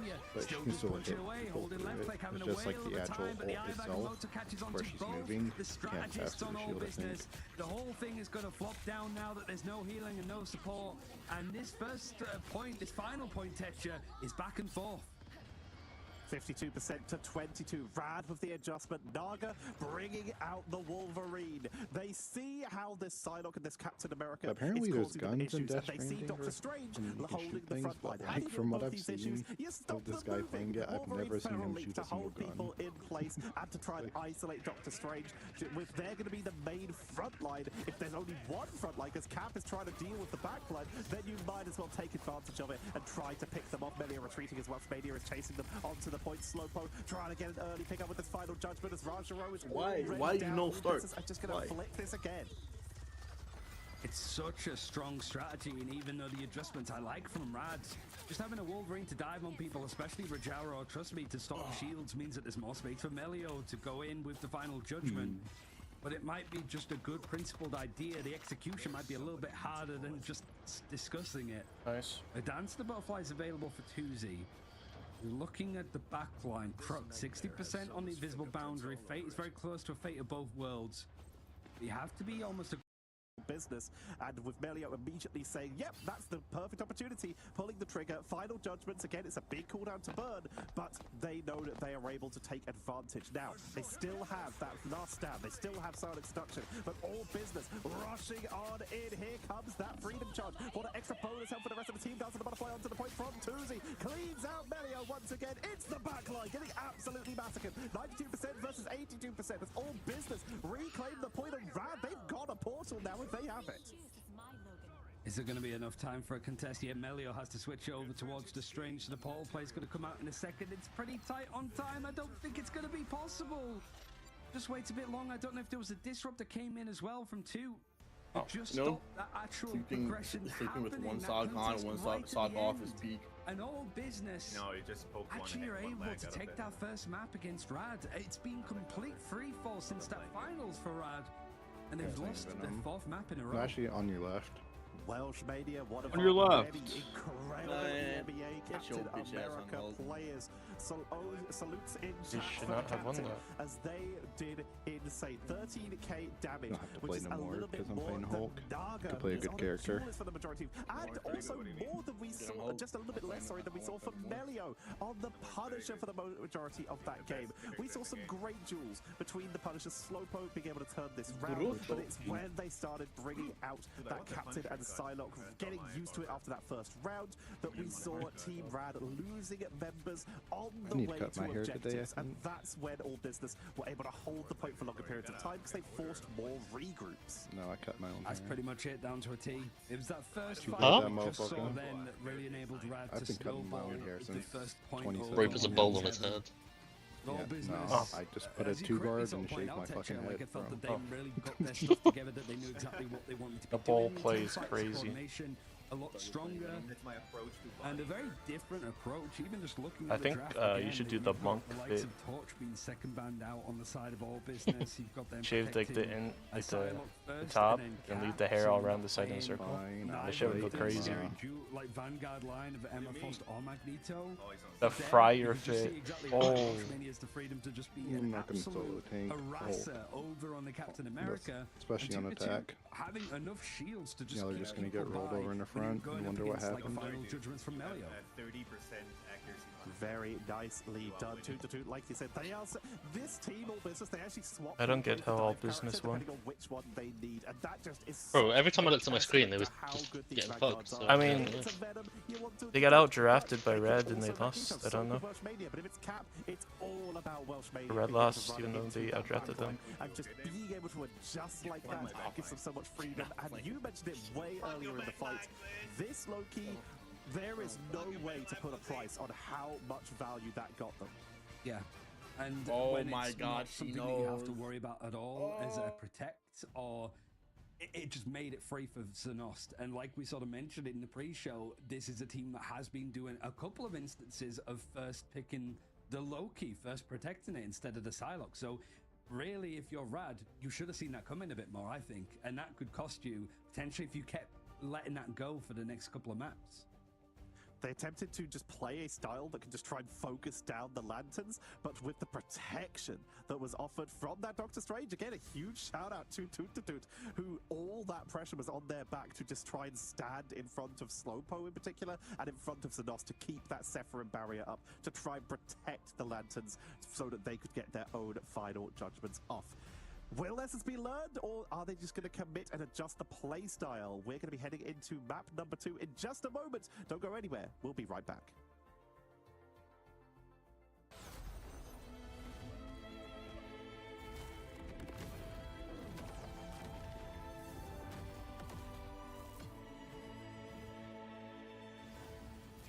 Yeah, you have to Fine. space properly. What the hell is this rainbow, bro?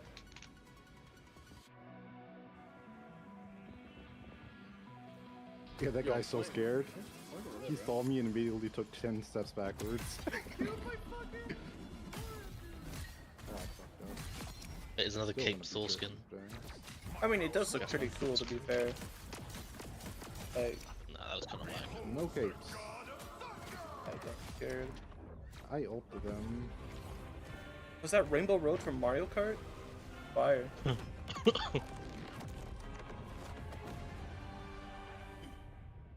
Oh, I want to see all the Punisher skin.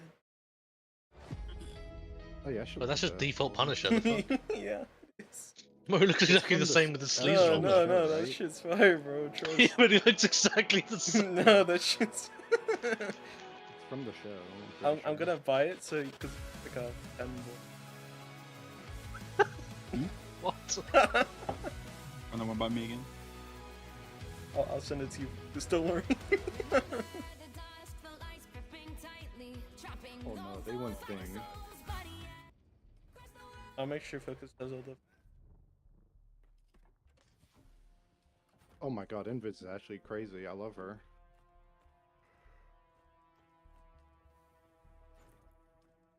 Apparently, some Mama, I love you. B.O.B. did. What you sir?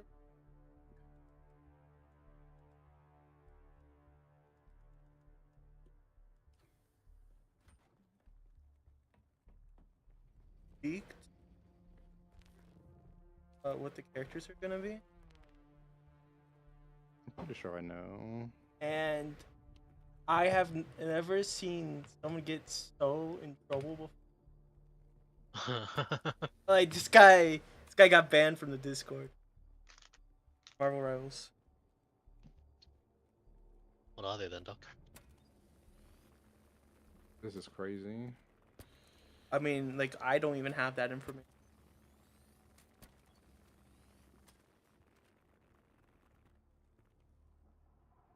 Surely they reveal Blade soon, like this weekend or something.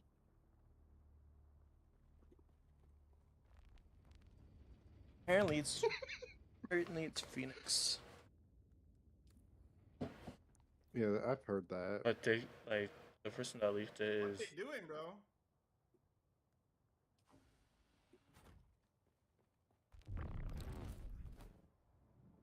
What are they doing? Huh. Our Invis is insane, bro.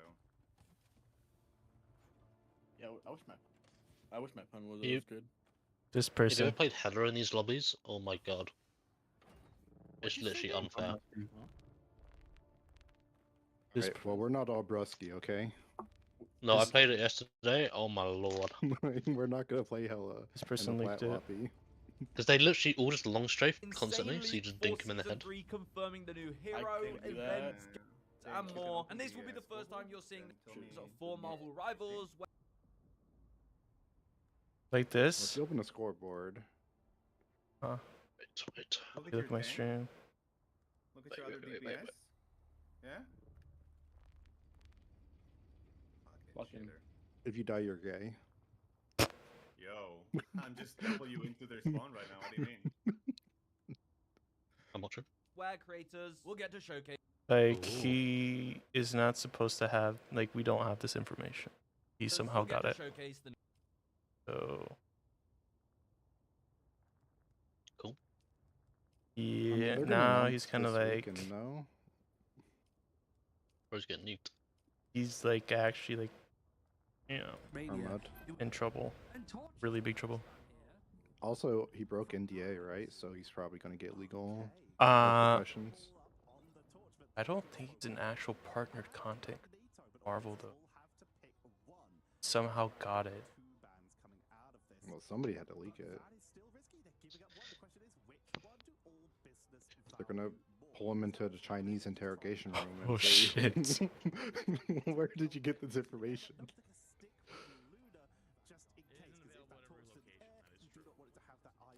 Excuse me, sir. Where do you get this information? Literal Chinese Batman is gonna be smashing his head into a table.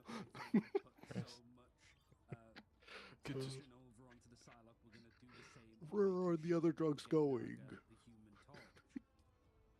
Now it might just be a case of a very different draft. Rad coming into this in a very different style, at least recorrecting and not being punished for the fact that it's going to be the main vanguards on one side and not the other.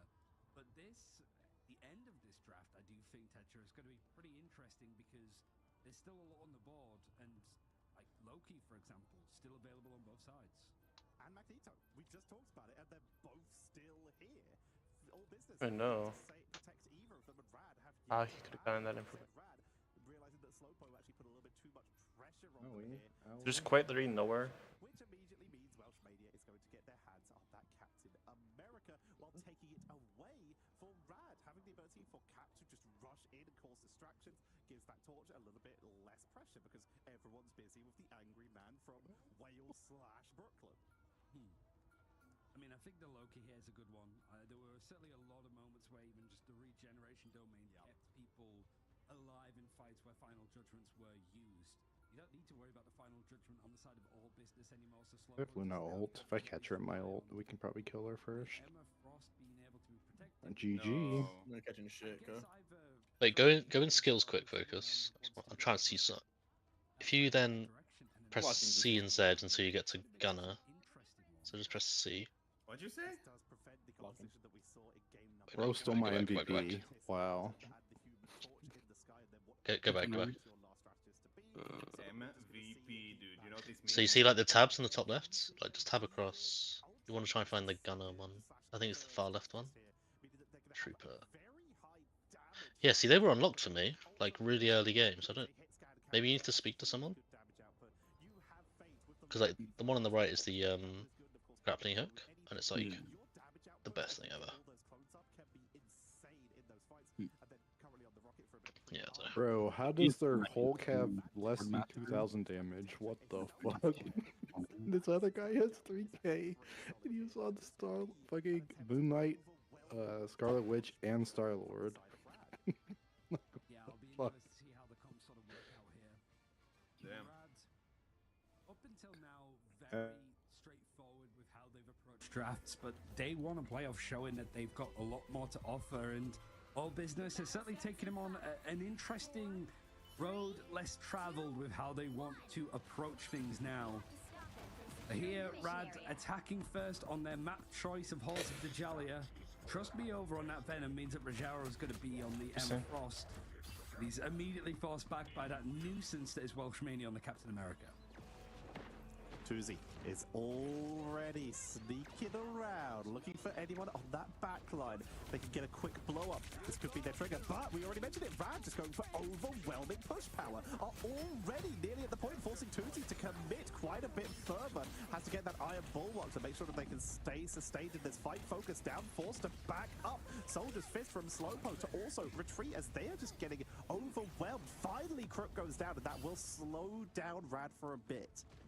Fate is actually the first pick that comes in. Says a lot how well Tuzi's been annoying on this Psylocke, having that freedom to go in and perform.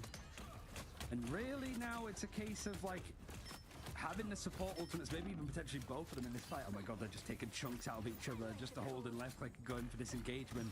But you have to worry about that supernova that's going to come in from Naga with the damage boost from Crook.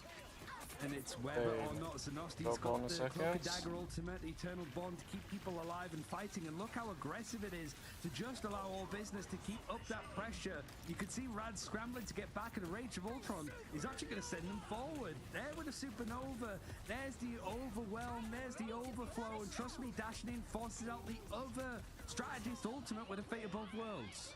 Thousand of Butterflies in the backline going to be matched with the Soul Rejuvenation. All Business trying to commit to this on the hallway, but the healing output is just so strong. Fate of Both Worlds finally expiring as Crook runs out of their ultimate as well. Psionic Seduction is enough to lock down All Business, and Rad will claim point number 1. A portal will be attempted from Slowpo, but I don't know if they probably will have enough time. This is going to be a reinforcement here to try and contest. Oh, what is this comp? Oh, they just got it. I thought that was It's on my screen. Oh, they already lose 2Z. Might not matter too But do they ban all the healers? I don't know. I find it interesting they ban Mantis to get rid of res comp and none of the others. It's more like the Mantis is there for damage.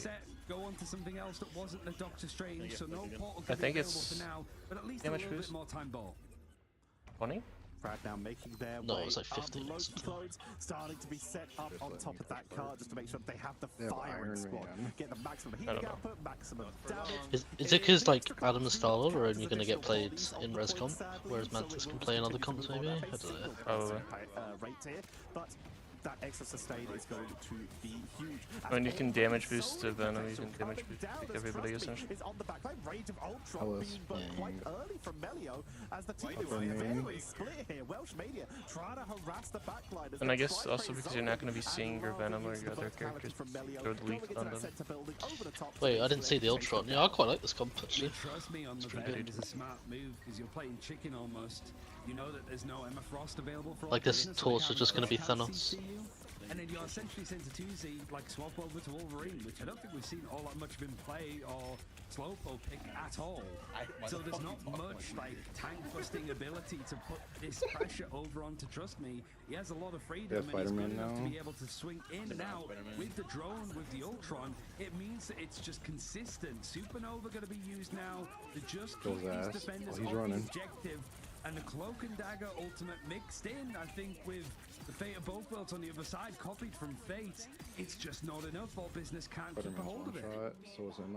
Lovely push. I guess it's also not the end of the world if you have Loki. If Luna's spinning, you have Loki. Set themselves up nicely with the push, and that is already again Rad so fast on these first points pushing into the backline. We're just not seeing All Business get time to get this wraparound with this Captain America and this Psylocke because they're attempting. When I look at the comp, I feel like there's not enough damage. They're attempting it, and suddenly Melio is pinging them from the sky. They just can't seem to find these angles, especially as every time they do, Trust Me is in the backline, creating problems, causing issues, and instead they're having to play together in the doorway. Oh, just a poking battle at the moment. Rad's Rage of Ultron is going to be the thing that keeps things afloat. Forcing out the freedom charge here from Welsh Mania. It's these counter-attacks that they've attempted that have ended up costing them and splitting them just a bit more. The Soul Resurgence from Crook, it wasn't looking like Rad were just trying to bump some of these ultimates bait a bit more time, but they're forced to use some of these bigger elements before they're potentially ready. That said, All Business are like down Welsh Mania. Rage of Ultron's going to have to be used from Slowpo to just keep things going, and it's combined with that Fate of Both Worlds. Rad are going to be happy about this because they do have a supernova on the horizon, even a sign of seduction. 2Z though, clearing up the house, moving over towards the Star-Lord, needed for All Business to gain control back. Realizing they're up against double flyers, they move over to the master aerial duelist themselves. That was a good adaptation, but they should have swapped to Star-Lord a lot faster. can give you a great chance to try and take out flyers like the Human Torch, like the Ultron. She just said all Hawkeye players should be put in prison. Mostly based. And the dynamic There's flight no from way the he gets Ultron. 3 there. For now, they're going to try and make their way in again. We have the Feast from the Abyss and Psylocke Seduction versus the Eternal Bond and the Meteor M as all business, taking that defensive position, holding the doorway for the moment, making the best use of that dagger storm. That extra bubble healing from the Cloak and Dagger is already coming in with that Eternal Bond dropping low, keeping the team topped up. There's the dive, fancy the rival from Trust Me, but Tuzi is uncontested right now. Silent Seduction coming on up, trying to take it as Trust Me. There's the double on the back line. Trust doing it. I don't think it without any damage. I think it was just the Rage of Ultron on top. So now I'm not locking in versus some fucking flat players. Welshmania's back, so he should be fast enough I'm to just go gonna and beat fight their this. ass.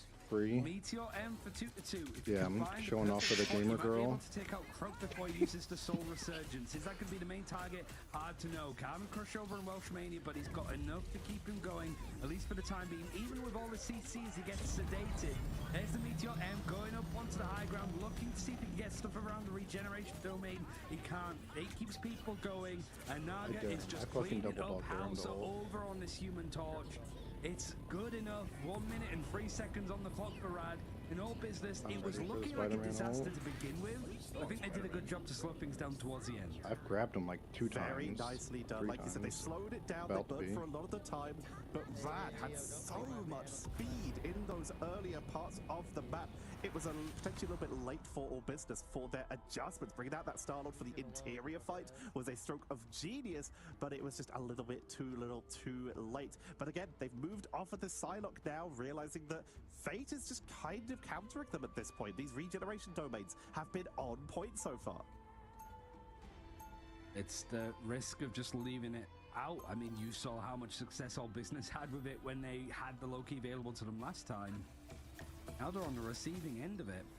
And you've got Trust that hasn't died yet. Like, no eliminations have gone on to him. He's been able to survive just going in and out as the Venom. And it's one of the few times, I guess, that you'll see the Ultron out healing somebody. He's just got 1k more than the Mantis to Crook. A little bit behind because Melio's been able to just keep the Venom alive. Why is this guy on Spider-Man? Interesting. Utilizing rollout speed. Trust Me has decided that they're not going to go for another Vanguard. They're starting on Spider-Man. Potentially believing. Wait, the tank players. Why is this guy on Spider-Man in my Oh no! Oh no! Did you just see it? He pulled a brusky. Yeah, let's try, I guess. But yeah, trust me, I guess he's just going to move over to the Venom and it's not going to be too long before he's back. But all business Bro instantly went back to Venom. That's so funny. I respect the attempt. Loki close up on the high ground regeneration domain forced out, but Melio catching on to 2Z.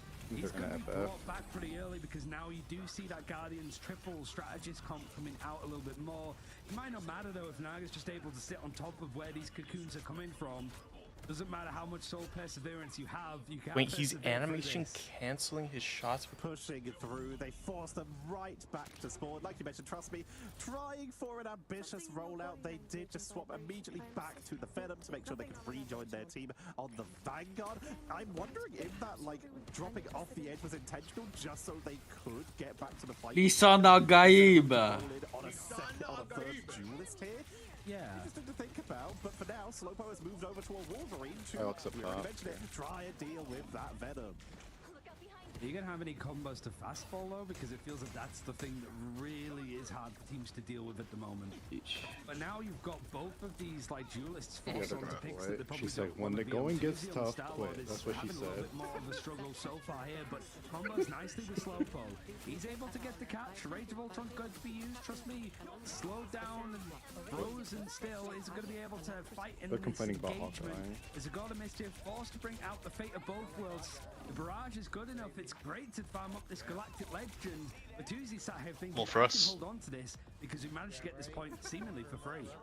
Elio swapped over to the Strange. They're going to try and portal. What Tonto fucking doing this? She's only just respawning. Here comes the portal. They do touch the points out. You're talking about the wrong game. Galactic Legend on the flag to try and burst on through media end point blank onto the Mantis, who's able to sidestep it to avoid the main impact and stay up in this fight. Blaster Rush coming out once again, and Rad are starting to fall. Hey, Star-Lord is so free here. This is all It's a good swap actually. once again living up to their name as Yeah, they into come point Torch. number 1 and are beginning the journey to the temple. Very good. For Rad fans, you're fine with that because so many Like also the openers were finding tanks, for like all business. Emma, For all business fans, I Venom, really can't do respect that shit. they threw everything that they had there. They know there's instances where Puerto Rican tests can end badly and they're not able to get a point which seemed to be completely and he gets theirs. Flake and Mantis So you had boost. the Holy Galactic shit, Legends, he's cooking. The last stand for Slowpoke on the Wolverine, Meteor M, Fate of Both Worlds, where you're over halfway to having it for closer. You can see all business trying to set up, go for this engagement yet again. And trust me, doing well to sort of stall. He's pulled all the team back. It's good when you have a On the other side of DPS Slowpoke where goes down pockets in, against like Melio's Star-Lord, Psylocke now. Torch, whatever. And it's really a case I of think the it Space only Base works taking because up of Tuesday the almost getting a characters. pick there. If it wasn't for the Like carbon Wolverine, cut from Captain Rajaro. America. Melio dashing away, very nearly getting caught out by Tuzi on the high ground, coming in from behind, looking for the Emma. Rajaro dropping They had to swap low. over. Quick escape by Tuzi, but then melted by the main attacks from Emma Frost as Naga in the sky. Then it's trying to unplayable again. now. Mantis will, even though they're down a member, they're going to try and commit to this push. He's actually in feeding. 5v5 as we see the quick retreat. Slowpoke looking for anyone to step out of position so they can get the quick isolation. But while this is happening, Rada fighting in the doorway, the cart keeps moving. Great catch over on Tanaga, but he's actually not gone down a lick of health. He's been 100% the whole time for the regeneration domain, and then the fate of both worlds that are following on both And they sides. fucked up the This is one-shot an combo as well. absolute mess. And trust me, with a Feast of the Abyss gets maybe more than he wanted to chew on, Melio's able to just sort of clean out a little bit more. Galactic Legend up in the sky, forced back a little bit more. The Silent Seduction forced him into a position where trust me, he's actually able to grab on top of him. Now the last stand coming in from Slowpoke, able to connect onto two, lead them back onto this point that's now in the hands of the defenders. Rad have done a real good job at steering the ship back into their favor. Not giving up though, all business still committing to this, but Supernova will shut this down. Portal, and Supernova through the portal door. That is going to hold them in spawn and buy extra couple seconds that Rad were in need of. 2 minutes to go for all business. Rush Mania on that Captain America is going to try and rush in again. And Slowpoke, they are all regrouped right now. Like here, we only have the freedom to charge, but that's bump off with essentially this. Strategist ultimate in its own right, meaning all business do have the opportunity to Kind of try hate and push initiating on with it. Capot there. This is such a It's waste. hard when you're up against the Loki on this part of the map where you can just sit on top of the high ground on the rooftops like you're seeing. She says she hates Hawkeye and she thinks all Hawkeye players should be cash rated. Naga to bring it back on Based. to even footings. You can see just how much focus tries to go into taking out the Loki to the point where it's just given up in the end. Welsh Rady goes down, fighting up onto Rajaro, and you can see the Wolverine trying to go and clear things up nicely. Just over a minute onto the clock, Feast of the Abyss trying to connect. Not really going to bring out any of the support ultimates, or really many of the bigger cooldowns used. He's But still you can not see swapping how for Rada Venom. just holding on. They're stalling out a good portion, and the invisible boundary means that Rada are able to recontest What are the bans, it. you know? I didn't see the They just bounds. refuse to give up, just rolling in one at a time. Fate is now going to be taken down though. Melio does it, the butterflies in the Can we just background, play Cap they've here? still It's just got Venom so back much on the better, point with the fast roller. Galactic The wolf Legend did. to try and melt them, but they are being focused down here. So Cap's much fine damage until- output, and Rad, they it's are okay. holding this, utilizing the cologne onto Captain America from Crook to give them Like, he that freedom copied charge, Captain that bonus America? health in the fight. Fire. And now with 30 seconds remaining, all business, it might be time for something risky, and they've decided that they're going to bring out the Hulk, maximum sustain, and to try and Oh, get what a someone bit. onto the point to trigger overtime. It's the Oh, job Superman. of Oh. Wolverine, the Slowpoke missile, but they do not reach, and now they're distracted by this Venom with 15 seconds left. They are running low on time. Yeah, trust me, What'd it's you so say? good at forcing all business to turn around and look behind them. And now I don't think there's going to be much chance of contesting onto the points. So this scrap is all for naught. What, Actually, no, get there is eaten a while body. you're I'm not Capot. quite sure who it's going to be, but they're alone. Yeah, that's good. A couple of players now managing to group over as well. Shemaine and Magneto just having to hold W. Does it save your team as well? Way, but it's bought some time for the Wolverine. Bruce Banner for 2-2 goes down. Are you streaming, Dane? Now holding this nicely. The fate of both worlds used to just get the speed boost in order to get there. And the barrage in the middle of it is not going to be enough damage at all to take anybody down from Rad. Supernova from Naga is going to make this point unbearable for All Business to be touching, and they're not able to touch it any longer. Viewers. What the Rad fuck? are going to bring us to a map 3. All Business, they just put everything towards that. Hulk diving onto the point, got dropped into Banner. Wolverine diving onto the point, gets taken out. Luna Snow skating onto the point, gets focused down. Tried to use Fate of both worlds. Someone get the hammer. Excuse me, was able to hold out for a while. Jeff with the speed boosting bubbles, just because it's one of the faster rollout characters, trying to put out I didn't the realize how Supernova many and keep viewers their she had teams topped until, up. But like you said, it's a much closer spawn for the side of Rad. And the second that Dance and the Butterflies came out, it was just inhospitable. And we will see the evening up of the series by Rad. Like here right Yeah, now. I mean, I'm watching. look at the damage output, and it's the fact Torch one side 36k. You've got Rajaro that's able to do almost 30k as Emma Frost, and that's the character that All Business would comfortably play on. That haven't really bothered with all that much to try to give Tusi a little bit more comfort over onto the Psylocke. She just I think here stream. is that strategy worth dedicating to a third map, because I mean Tusi looks Damon really streaming good on got it. Told her Starlock. You to have rate that as an name, option but if you need. not streaming because he's a They pussy. even ran the Adam with it for a bit and swapped off it later on just because they realized that he didn't really need it. He was playing quite safe and they had the Snowflake and the Ultron drone. Tusi was pretty well protected. Well, that's the thing, I guess, is just like with the Ultron. So I don't know how before, she'd feel about getting how like much stomped of by a a focus, guy, I'm just a double team, checking how and much of then a like focus have we them really coming seen against like from raid All my Business stream so though. far? I don't think that the answer is all too much. I don't think it's the only time that we've seen Slowpoke move over towards the Ultron, but Definitely seen it. yeah, it's not something that's like at the top of their wheelhouse. Then maybe they felt that it just wasn't working there. They're just having a Wolverine across, but it felt awkward when you're adjusting over from the Guardians comp to be playing a Wolverine, and then you've still got Sanos that's on Mantis for a good portion of time, and then at the last breath, that's where you go for a fastball play. Like, let him cook. It just feels a little bit like, okay, if you're moving one piece, 3 other characters need to adjust at the same time too. That's why so many of these comps are like very much stuck onto, and they're not swapped over win or loss because of the team ups. Wait, and they the don't have any reliability heals. and just They have the literally synergies that 0 you've heals. frankly been practicing the whole time too. I shoot. Speaking of win or loss, let's talk about the elephant in the room. He's burdened with glorious purpose and a 2-0 currently as Loki, whichever team has had him so far, has won.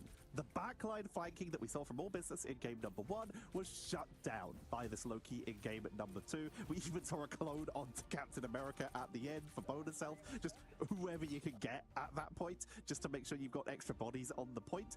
But at this point, surely you start adjusting and banning it again. It's crept through because the support priorities have adjusted so much, but now it's been so impactful twice, we're maybe going to see the banning phase start to adjust. Yeah, if I was to guess what this third map is going to be, it's probably Yggdrasil, because it's 4 picks that we've actually seen come out from All Business. But who knows? There's clearly some twists and turns to keep an eye out for. But before we potentially go to Yggdrasil, quick break, so don't go anywhere.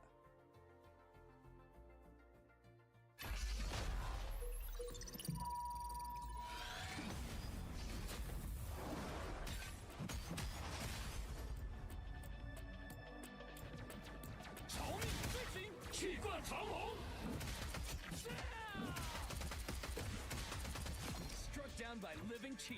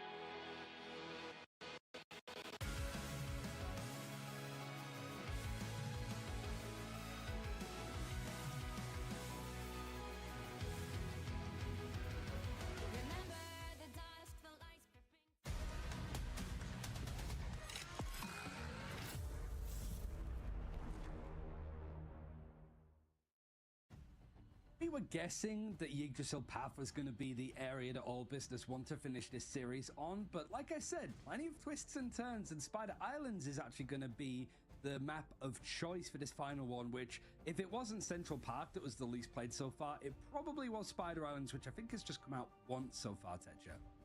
It's definitely not been played a lot. We have been seeing it so rarely. The only thing that's been played less are the maps that aren't in the pool right now. They're just not appearing, but some of the teams, when they decide it's time to take people off comfort, a good way to do that is to scrim maps that aren't being played, force people out of their comfort zone.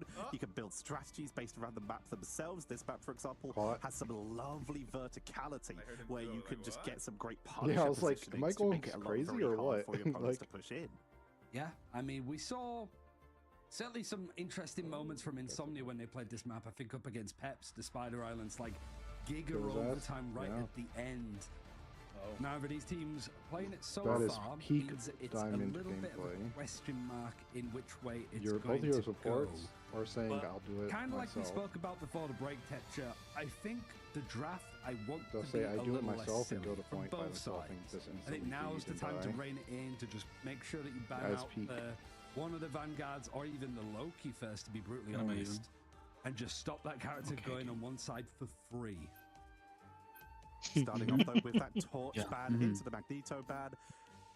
It seems here that like 50% of the teams in these playoffs so far respect Magneto, and 50% just kind of don't worry about it. As we're immediately seeing Rad go for that target ban, and All Business gonna try and remove Naga from getting their hands on the Human Torch. And Rad going double Vanguard ban here. Emma is gone as well. The All Business, as we sort of said, that their Mummy's Boys of just playing a lot of Emma Frost, not going to be playing them at all so far in this first series of playoffs. Magneto, I mean, you're free reign here. Which one do you want, Emma Frost or the Magneto? I mean, we saw so much success coming in from the Emma Frost last time, I think, from Rajaro, that them saving and protecting Magneto is a little bit interesting. And thankfully, the Loki's been taken out over under that they play. Just that, honestly, Rad are required to ban it out themselves. That's a good Surely at this point. At this point, the Loki's been so impactful, literally has won every game it has shown up in, and it's always been at one side. But Rad, they're letting it sneak through here, as we will see them take away the Wolverine instead. This could mean the Rad are looking to lean closer towards potentially a Magneto Strange or a Magneto Groot, where they can just try and lean it a little bit heavier, and they're going to protect every the single Punisher Pacific as match. well. If they lose Dom, they default pick Spider Island and play Goats and sit at the bell tower the entire time. Actually, every single match that happened today. Just a blade cutting through. Very strong. I don't know what it was. I mean, it's very strong, but it's like... Especially for the weaker team as well. It's a good way to just get the clock down, and then you just have to win one fight. I was like, I just want to watch something else, though, please. Bringing it back, bleeding out. I'm pretty sure it's played every single match. The Punisher save, I think, is an important one to just give a little bit more comfort. But I am curious on like the Wolverine ban, because that was one of the ugliest bases I've ever seen. So you don't need to be worried about taking out the sky. It's just a big fucking block. Naga's looking to go stuff like Storm, maybe a bit more. Have you seen ours, man? You don't need to worry about the fast. I don't even know. I want nothing to do with that base. Feels like. I logged on and there was a new floor every single time. Yeah, literally. Pretty much, it's looking a little bit Literally only like 4 of us or 5 like the of us. Empire State Building, like, oh, I don't need this many rooms, bro. Yeah, thank Lord. Alright, we very almost ended up with Welsh Mania getting their cap and also they banned Wolf. Business getting the Loki, which is how they did so well in game number 1, amongst other things. But in this case, the Loki will be mirror banned, and we did predict correctly though. With that Punisher will be protected, All Business getting their Punisher means they will have at least some counter for this Groot, but the Wolverine has been yoinked, making it much more difficult. Welsh Mania is currently hovering Squirrel Girl. That might just be for a portal rollout. I expect they will probably be rolling this the whole game. You don't know. All things considered. An interesting look into these two teams that honestly Listen, guy. a little bit been forgotten about. Listen, because they were a team that finished top 3 in We're the from Championship in season 1. Wait, there wasn't really much other tournaments happening at the moment. Like all of the tier 1 teams were still in that championship. Now it's a bit different because the championship leads into Ignite. So like for season 2, it's going to be a lot. You're not going to see the likes of Virtus Pro in that one, for example. So all business, a top 3 finish in that tournament definitely is a testament. It's a good showing. In fact, they've really got right right there. And the potential Goodnuts here, but not careful to go for this engagement. Wolverine's like hovering up in the high ground, trying to see if he could dive on somebody, take them out of position. I like that room they're holding though. Is that her in blue? The blue down there? She's Bernard Jesser, right? So she wears like. Trying to see if he could dive on somebody, take them out of position. Dude needs to go careful. Naga looking to spring the trap. You mentioned Tutu is going to be the big target here. As much maybe it's likely going to be moving a little bit too fast, but it's already they're not holding bell tower. Like the one room. Out of all business, back into the board. And Rad, they strike. The health opportunity to chase them all the way back. Oh, they get him. On the left, like when you're attacking, it's the left one. We go strong right, middle, left. Yeah. And near the jump pad. Kill them. No, the opposite side. Yeah. Magik's on left not here. afraid to go for this super aggressive, Peps-inspired spawn doors hold. Oh, they're fighting. Trying to pull a bit of the attention away, but it's like a midtown diner hold.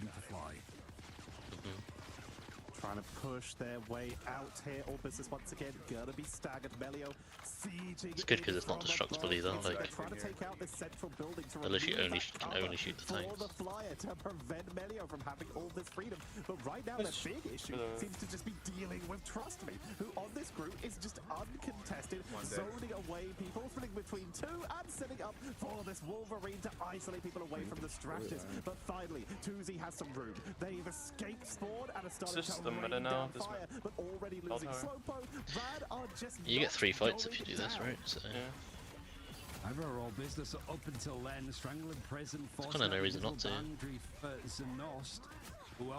Because you can't exactly shoot them from base either. Like, you've got Naga on one so you have to come out. Stop just any like brawly disruptive vanguards. Your supports are really safe. Switching over to the Squirrel Girl, who finds some space. He's almost got that tsunami ready to go with, and the fate of both is what the fuck? Is that cross there? It's fire. If it wasn't for the ultimates dedicated, the Rage of Ultron interrupted actually from the Eye of Agamotto, but still the elimination's not going their way. They only got 1 kill. They're winning, for bro. all of that. But they held us for a full minute. At least attempted, but he can't quite get there. This is just cyberbullying. This shouldn't be allowed on the internet. This is crazy. Welshmania has said enough is enough and it's time to break the siege. The Squirrel Girl has come There's out. no way I wouldn't be surprised if we see potentially a Storm swap to here. They're being contained. They must just maximize damage. Supernova going to be burned. A beautiful Squirrel Tsunami comes down, but Trust Me, Straggling Prison finishes off Welshmania and all business them at the door. But they're not on Squirrel Girl. Yeah, that shit's useless though. I will bind you. They were on it, but they swapped off, they swapped back on, then they swapped on again. now they're on cap. Like cap and flyers. I guess this is good. I think flyers is how you beat this. Or business maybe. Let's go Iron Man Ultron and just beat the fuck out. The Spider Islands of how this is going thus far. Fight on point, fight on point. Keep feedback. I feel like to fight this, you know they're gonna do this shit, you ban Strange, actually.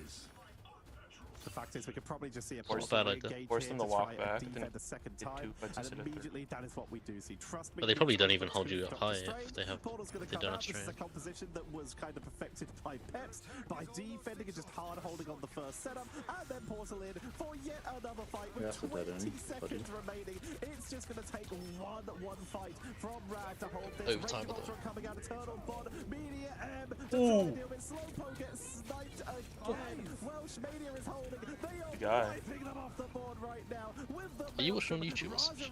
So far behind.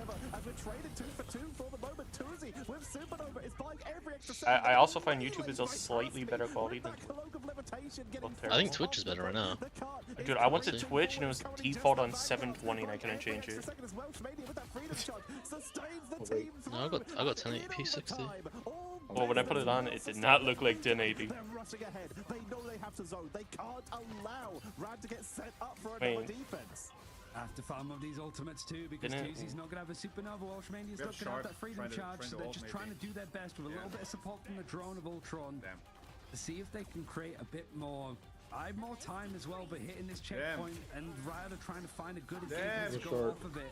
There's the Eternal Bond that's going to enable stuff to go through, but the fate of both worlds is going to be used in kind. Meteor M trying to go through, and another Eye of Agamotto is the main my girlfriend is going to be late because one of her suspects is on the run. Yeah, she's a detective. Oh, that's cool. Your suspect is on the run? Yeah, she said my on the run suspect might be done. Now I don't know how late I'll be. In pursuit, talk to you later. Just fucking focus, he's on the run, bro. GG. I mean, my girlfriend works in the rape department, so I hope. Whoa, whoa, whoa! Whoa! Yeah. Have to make angles at this point. All business. I wouldn't be surprised if we saw them try something a little bit riskier, potentially something like a penny composition, even though it did get nerfed. At this I haven't point, ulted you gotta yet throw either. stuff at It's a very balanced game. At one point you get broken siege-wise, you're in we're serious not trouble. wanting For now, this rank or Rajaro something. is going to be the penny, but that is just for a pre-siege up. And Melio, while we saw all business start with the Squirrel Girl, they are looking to start with the Black Widow. If they can burst someone down in the initial fight, they get value. But they're thinking about maybe not doing it because otherwise they don't get that extra shielding on the Punisher. If you died, you're gay. Still seems that team up between Penny Parker and Rocket is still good enough to be using. 50 armor's pretty good. Yeah, Bro, insta jumps off the map. Change there. All business. So they know the stakes. It's going to be required of I'm them dying 3 here. times as much as his teammates. Brad, ever since they had that series win up against Virtus Pro, it hasn't quite. I really feel like every convoy map you just play goats and hold as close as possible. Yep. And you win. You've got the triple strategist comp running in. That's good on Clintar as well, first point. I don't know where you would hold on Clintar though. I'm like trying to think. In the health pack room. On the right side? Leave your supports in. Yeah, like opposite the choke. You just leave your supports in there and then you just put 3 tanks on point. Yes. Actually, you probably just slowly lose. The maps, I don't think that's the only map I think you can't do it. Because it's very far. It's very like, it's like this weirdly designed. Oh my god, this guy's just getting shotgun. If you want to hold close, I think it's like the last wall, like going into the choke that looks like their spawn. Like, and then you have like 3 different walls you can back up to on your way to point. I wish. Nah, they can just ignore you if you hold I wish Marvel Rivals had the website that Valorant does. They can like look at the maps like top down. It's probably a resource for that somewhere. I just want them to do like custom timers and the custom game modes. I wonder if it's good on domination, because if you get the point first, like you're just not gonna, you're gonna get 99% every time. On Hell's Haven, the pillar pillar map, I think after you get the point, you literally run to their like spawn and sit in that like little choke. True, yeah. That's what I tell people. I think that's literally the best way to play them. I'm saying play triple tank and just literally bunker down. Oh. I don't know. It also, the triple tank for the ignite works because of the ban system right now. Like certain healers are banned, so you can't really have enough sustain to fight them in the long term. You just have a higher health. You had better healing. I think. Attack. No, I think you just on like this one, you just do 3 tanks, a Wolverine, Loki, Luna, and it's like good. Yeah, but again, fine. it all depends on the big ban. He died for it. Loki was banned for them. He died for it. I think Loki counters it. That's what you're saying. Oh. Magic up top, watch out.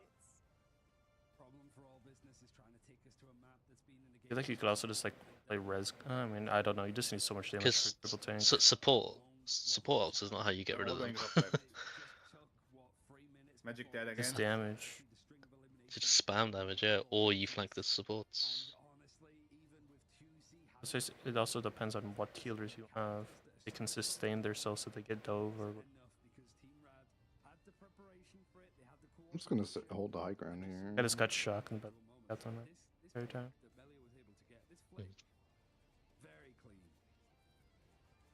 Magic mind me here. I don't want this game to be like goats every single match though. Fuck. Could be. Then they'd probably be forced to go to roll based. I think. Yeah, I don't want it to be role based. I mean, but it's like if goats is in every single game, you just can't push on convoy and conversion perhaps. Might have to add it. The only thing I can see like why they would add it. Yeah, we should have an interview with a rad player very soon, so get a little bit more insight, I suppose, on just what went wrong in the Virtus Pro rematch. I'm a sucker for 2-2-2. Really sort of see where things were looking a little bit uncomfortable. Nicer to watch. I just don't want it to be forced. I like the creativity of multiple different.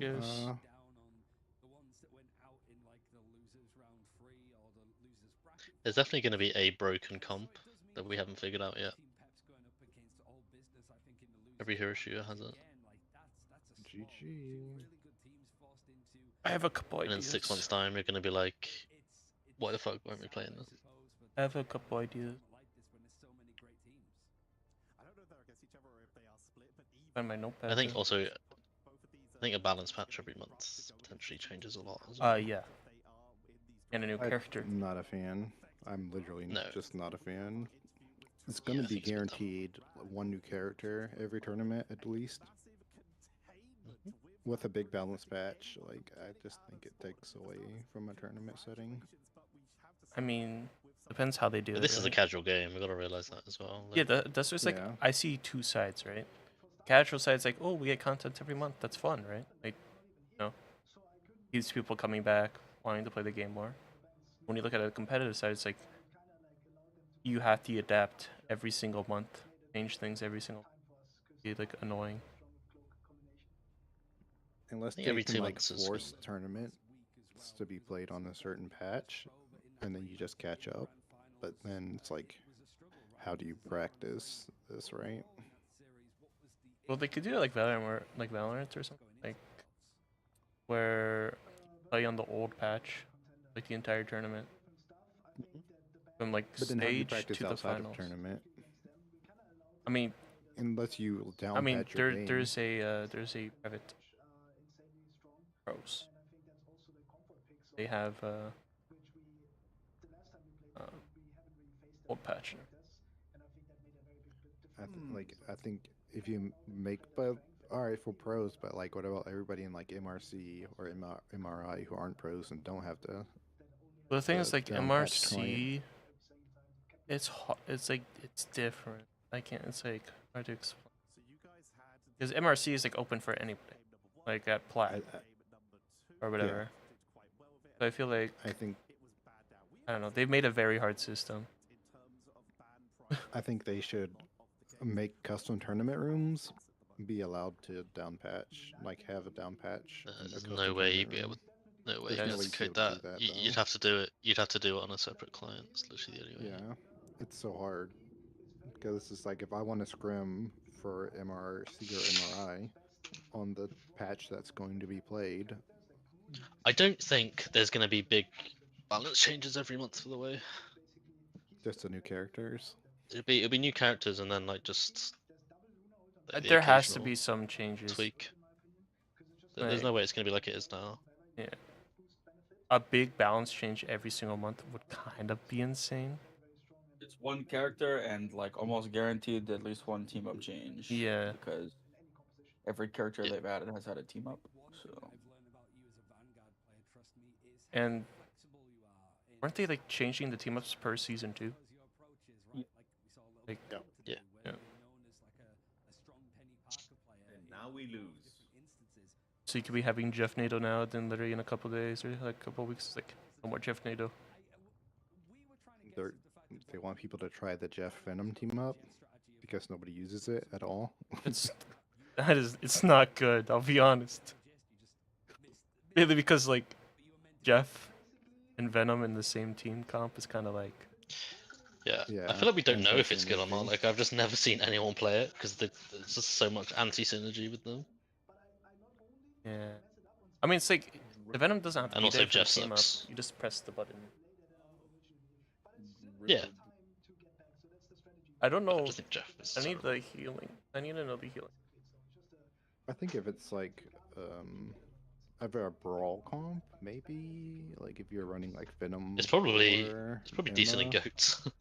Yeah, like Venom, Thor, Emma could be fun.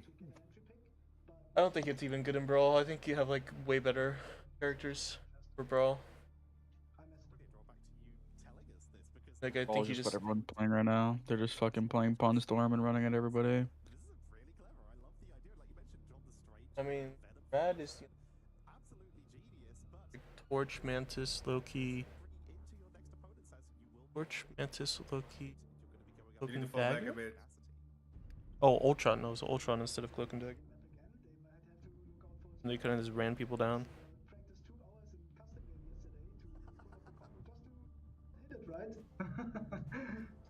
Like, I guess then that's sort of a good point. If you're putting so much time into like little rollout plays like that, so much focus. This is the on guy the that draft fucking. is on This is the two Spider-Man pulling vanguards, one off the right? map. Magneto, Emma Basically, kind of Frost. how I was You doing were Venom almost there. trying to push the Them boundaries like of mid what fight, characters just like are looking like to slam considered like meta. 3 or 4 times. Do you feel like it's almost like a bit of a mistake of teams over focusing on? Because I think you went a game without getting either Emma Frost or Magneto, and you guys were perfectly fine. Like, do you think that teams are over prioritizing those two characters in particular, or is it just I'm so good at called all Willy the other Cheese. vanguards, it's not a problem for me and my teammate?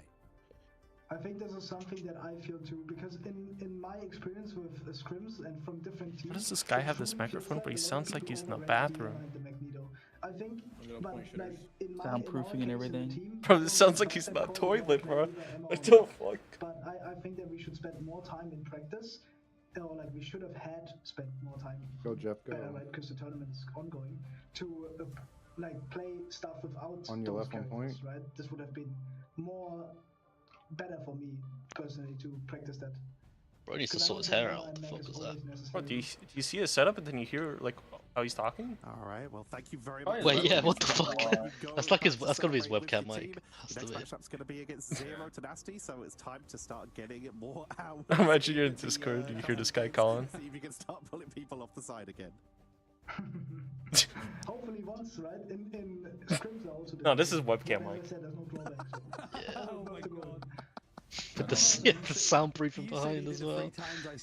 Dude, that's like Minecraft YouTuber type shit. No, I've failed a few times. And it was fun. Hey, I ain't gonna lie. I have it too, bro. I ain't gonna lie. Entry pick, we're just gonna run in, and then they get hit by a very good Venom Slam, right? And it's like they baited to go to rush to the point, and then they get hit. And Bro, that's he exactly wants to what kill happened in me. the first fight, Nah, even though I was bro. dead, right? I need like They got subtitles. to What the point fuck is and this guy they saying? totally sacrificed checking all the angles, checking all the stuff, because they Oh, thought they were don't up a shoot player, me. but they're not really. So it's very good threat. D10 look out for sure. Thank you very much, Yeah, man. It was a great pleasure to talk to you, and we'll see You're you. I bouncy think on. it's tomorrow, but very soon at the very least this week. Physics. I mean, hopefully I can. That shit's find fake, this, bro. I believe that. we can. Comms. I don't believe. Hopefully. Thanks, pal. Oh, these Oh, are the man. keys to the lock safe, I really. love talking to players that are just that nerdy that it's almost psychopathic, Oh, honestly. Insomnia Like, just versus that level Burger. of like minute detail, but like as expected from a player like Trust Me, who's got so much Okay, experience in I'll go hero make dinner. shooters I'll be and back later. as a Bye-bye. vanguard, See you, needs to be man. respected. And that matchup versus E10, considering that Dame, you've look got at this. Z10 top in their group and then Rad Look at this, Dame. beating Virtus Pro and coming second, like you have to add that asterisk of them beating Virtus Pro every single time because it's such a testament. But we do get to That's look for true. confirmation. We also do get confirmation of Peps Hey, nice versus clock. All Business is going to be that lower bracket first game. Officer. So sad, not like I drunk. mentioned, but teams have got to drop out of playoffs eventually, right? Someone's gonna have There's to no go, blood in my and these two alcohol teams have system. also not really met each other that much, so it's There's gonna no be blood an in my interesting alcohol matchup. That game will be coming tomorrow, but Crazy. we have even more games coming up today. It's the first game that we disagree on, Ryan. Coming up next, it is Berber Patapim versus Insomnia. That's not what I meant to do. And Insomnia one of the least predictable teams. So hard to draft into. I was watching that. Yeah, I mean, I did not mean to click that. probably upset the coach that I know from previous games, who I'm pretty close with my prediction. Some guy just came in my Discord and said, "Hey guys, would someone be so kind to buy me Battlefield 5?" Interesting Battlefield 5. issues that Berber Patapim need to be aware of. It's fine. But we'll have all of that and more after a break. So keep your eyes as we continue on with playoffs for EMEA. The last Battlefield game I bought was Battlefield 1. I'm sorry. I actually had fun though. I feel so bad for you. When the game first came out, I just got my computer. But So I'm being solo ulted, okay? They really run out of skin ideas. Huh? bro, what do you mean? This shit's fire, bro. I mean, they could have just made this a recolor. I'm not gonna lie. Yeah. If they changed his hair, Oh, okay. Settings. probably gonna be like $20. This is swing off. That's what the problem is. What's she doing?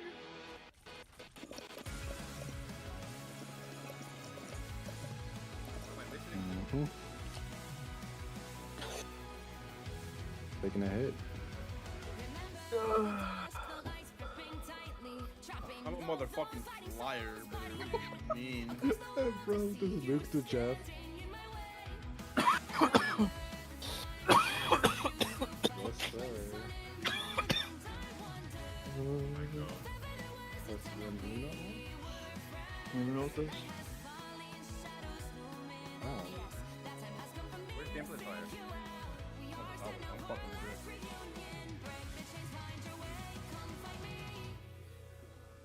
Do you remember who you really are? Show me that you are still the only one for me. I'll be waiting for you. So Jeffrey.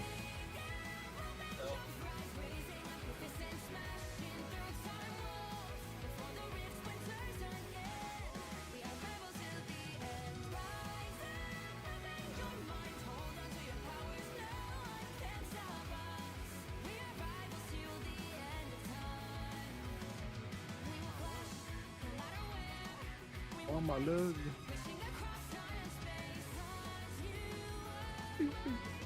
Hold it there.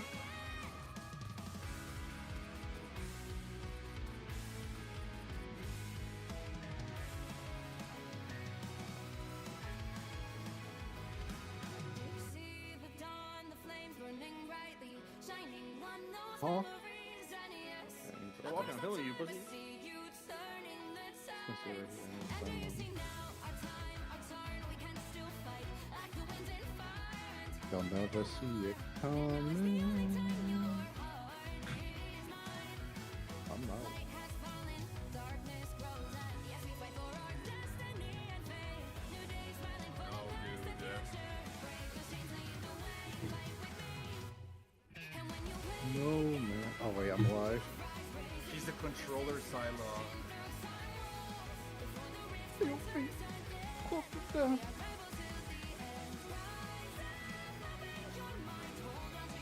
Mama, love.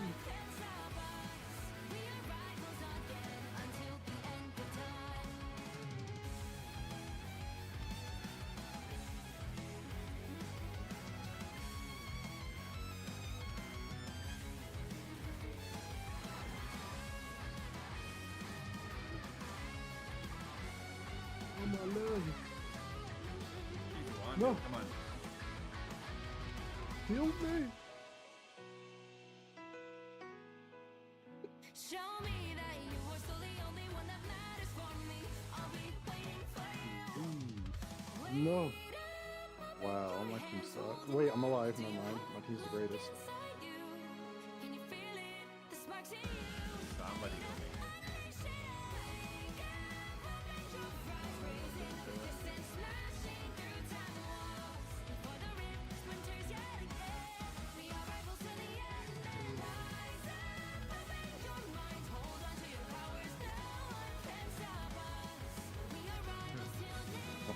My entire team dies to Jeff ult. Imagine. Where is he? Nice.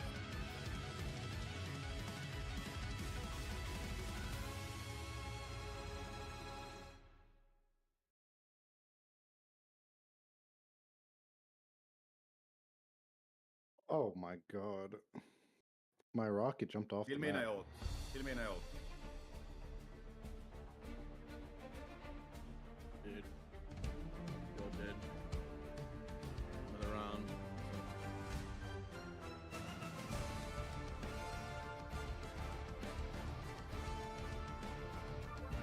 Me when I solo tank Venom.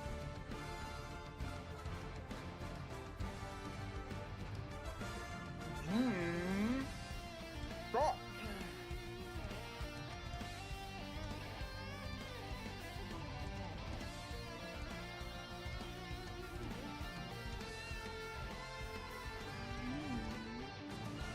Fine, I'll play Emma and win the game.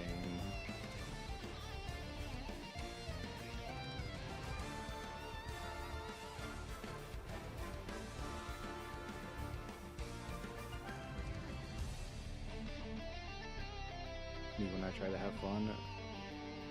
Yo, look at bro. Look at Cap. He came out of his fucking door and was fucking jorking it.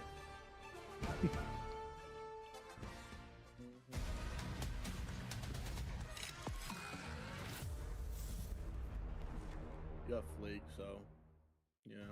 Or I'm just gonna walk at Welcome him back then. to playoffs, and we are heading in to Second a it, I'm highly second it, I'm anticipated second it. matchup. I'm We not have getting killed. Berber Patapim, a team that everyone expected to dead. be maybe the first team to really take it to Virtus Pro, but being in separate groups, they've yet to have the chance. But now we've already had one team that has already knocked Virtus Pro into the lower bracket in the group stage, and another team that has taken maps off them, and that team was Insomnia, the least predictable team in this, and I will go down on that hill. Oh, for sure. Like I think nobody really expected Insomnia to be this enticing, I suppose, at this part in the tournament. There seems to be this sort of like line drawn in the sand of Virtus Pro on one side, Rad, Berber, Patapim, and then sort of everybody else, right? Zero Tenacity's done well to sort of be amongst that conversation, and Insomnia could be that themselves, right? I think a lot of people had less stock on them because it was just a team that had a lot of changes and didn't really know what it was doing at a certain point, I believe, but it really is just a case of strong fundamentals, a lot of changes when it comes to some of the ideas that they've had, but that have gone a long, long way on how this team looks. This is also a situation where we have quite a view in terms of how things look. We had some insane cap play in the last game, and these are two teams with some pretty solid cap merchants. It does make the question as to whether Sentinel or we see Passuo playing today. I believe it's Passuo, as I saw a message earlier that they have had a bit of a family emergency, but are still going to try and bring it today. Just going to try and take out their frustration against Berber Patapim. Yeah, I mean, that's going to impact the stocks a little bit. I think Passuo's been a fantastic like Captain America to be watching. But I do think in the case of, it would be, I'm trying to remember the name of them. Sentinel? Yeah, Sentinoblin. Like them being able to switch in and be able to do a lot of the fastball specials has been what's really enabled this team to keep on going forward anyway. But for Berber Patapim, this is a squad that we've seen quite a lot of, that have really pushed the likes of Virtus Pro in close best of 5 finals previously, and honestly looked to be the top of their group if it wasn't for that shock loss against Zero Tenacity, where from speaking to the likes of Enzo and stuff, like he admitted that they overcooked the draft a little bit with the Touch first bands to try to take Smash Days off of it. But there are a lot of other teams that are making similar moves as we've seen today, so I don't think it's inherently them making a false move with the drafts or anything like that.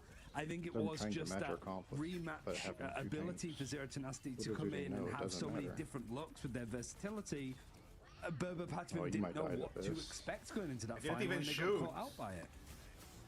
Another team, like you said, not knowing what to expect, but it's hard to know what to expect from Berber as well, as they are another flexible team. You can even see Enzo bringing the Namorless Hulk in that game at one point. I'm gonna get eaten. But Insomnia, this is a terrifying composition. You can see Sento being hovered here, but we've also seen Passuo on a Captain America. Sento has brought us Hulk. They've brought us the Thing. They have had so many plays. Relaxing Knights has been a dominant strategist in terms of keeping the healing output, and Nocta has one of the greatest hero pools in Yeah, I mean, it's a really impressive team, but it's the bigger than the sum of its parts at the same time. Like, yeah, like Nocta's been a fantastic flex player. Noblin's been really good to watch when he's come in, and the synergy that he has with the likes of Demon and stuff. It really isn't a team that has a weak link from the looks of it, but they've just had a lot of freedom to work with, I think, and certainly when they've been running like the fastball Demon Wolverine combo. Even some of the better teams that we've seen, like Virtus Pro, have like slipped up against it, and I think even Rad had a bit of a rough time too. But the fact is, this isn't all Demon can do. We're seeing them right now on the Punisher. They've also shown us some Hela, some Torch, and even some Style. They have a lot of flexibility. Forever has just been a stalwart force, giving us so many options. They've only played a couple characters in the form of the classic Vanguards, Ember, Doc, Doctor Strange, Groot, Magneto, whereas Lurkin has actually played some of the least amount of characters full stop in this tournament. Only Cloak, Rocket, and Mantis so far. Yeah, and I mean, it's predominantly over towards the Cloak, and that's a standard fucking meal in the UK. What do you mean? I guess when we're looking at the players and stuff, they seem like really easy targets for stuff like the draft system. Sure, like that sounds fine. And honestly, I think for both sides, Patapim went a bit more experimental with their approach against Zeke with no bacon on it. Nacho cheese? What are you talking about? What'd you say? Go into this and go for some bacon? I think they're gonna Bacon? Yo, we're gonna bacon with no bacon on it. Is that bacon, but like TwitchCon? Practice in scrims and then follow through official. It's not kosher. Both of these teams have shown flexibility with actually some very similar positions. Like you said, in the first game against two teams that are very different in terms of how they play. In a lot of the cases, it might be best to start off very standard, especially for Berber, who have this classic Captain America and Psylocke composition, for example. They've shown how good they are on the Torch. They have so many options to just play a safe setup to begin with. A burger with no cheese. Teams playing 11 matches so far this tournament. Krakoa is going to be a random domination. A burger with no cheese is like getting a baconator with no bacon. You're 2-1, and it's actually Insomnia we've not seen them play at all. It's like in beans, we are not small sauce, you know, like what? It's like beans with no toast. That I think does change what my prediction would have been if I knew that Sentinel wasn't playing today. I probably would have gone for Patspin because that's the problematic area I suppose has been coming in.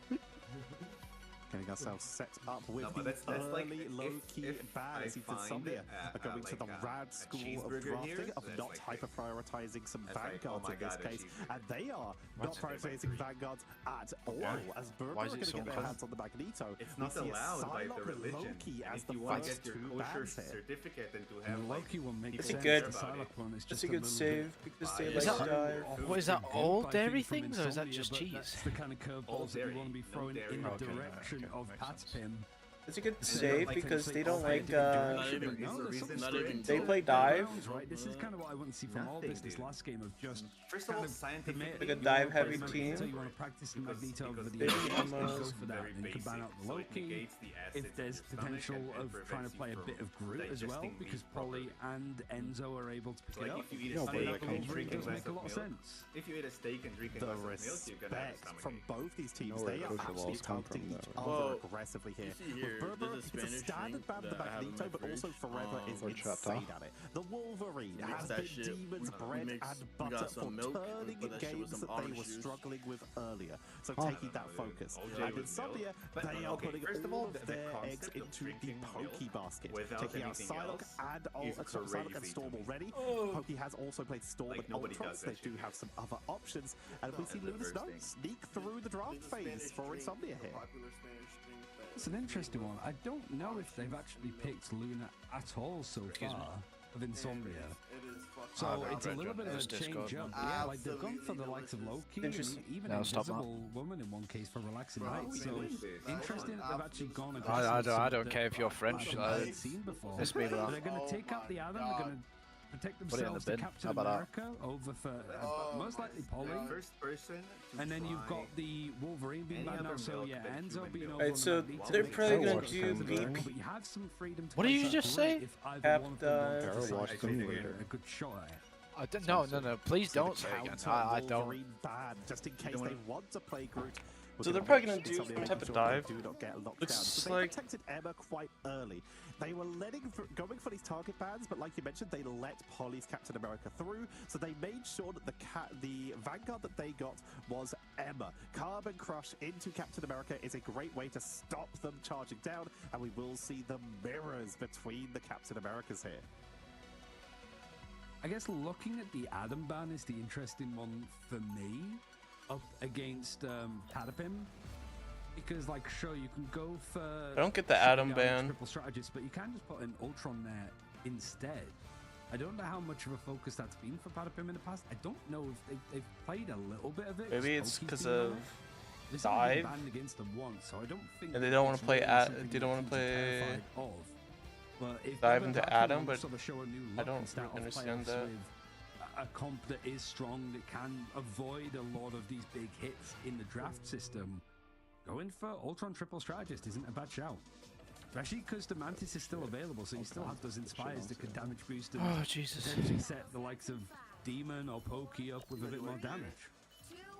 Not going to be seeing a Mantis from Actually the might side buy of Berber and Patrick. Patapim. I It thought looks I like did, they but go y'all with are Dagger, fucking Luna, Snow someone else. to just go for the safest possible setup that they can. Insomnia, I noticed something. Everybody in they here is are American also apart going from for Cersei. the Luna, Snow, and Invisible Woman. They're not going to be bringing out the Cloak and Dagger of their own, but they do have the Psylocke and Captain America composition that Berber would have especially... I'm about to go Road Dogg for focus for an hour. Not going to get their own Don't know about Psylocke. They are forced onto the Star-Lord and the Punisher. Yeah, just popping it down. Also makes sense why they want to get Luna, just to get the Idol Aura over on Tanuki, and also the Magneto as well, to put those bulwarks on top of him. Farm this up for free, and it is just more chip get up damage and when you're screenshot looking this? at Were the you fact fucking that laid on the Bucky in floor the like that? backline Was with so a turret. quick. That's a hell of a roll-up, but he's landed right into the loving arms of Forever. Fortunately, you know, Tanuki's able to take him down, and the point's going to go over towards Patapim. That is a huge first fight for Berber and Patapim, but they are already pushing on up this ramp to make sure they can get a little bit of zone, a little bit of harassment onto the members of Insomnia as they regroup and prepare for an Oh, you're a next role assault. player, I But forgot. this is somewhere where we can't see Berber and Patapim get complacent, because we've already seen how deadly Captain America and Psylocke can be as a backline dive composition. We saw the turnaround of it with Pokey using the culling turret for extra sustain to allow them to get the pickup, but if they Well, like the DX just razor let ones. the side of Insomnia move in for even a moment, that they could be in serious trouble.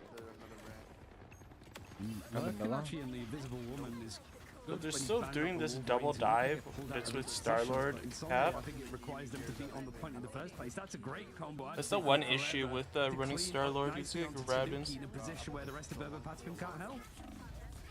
Pokey getting focused down, Nocta through the skirt. I really can't trying to remember get Brandon's onto goals. that I don't know anything about that. Magneto. Pokey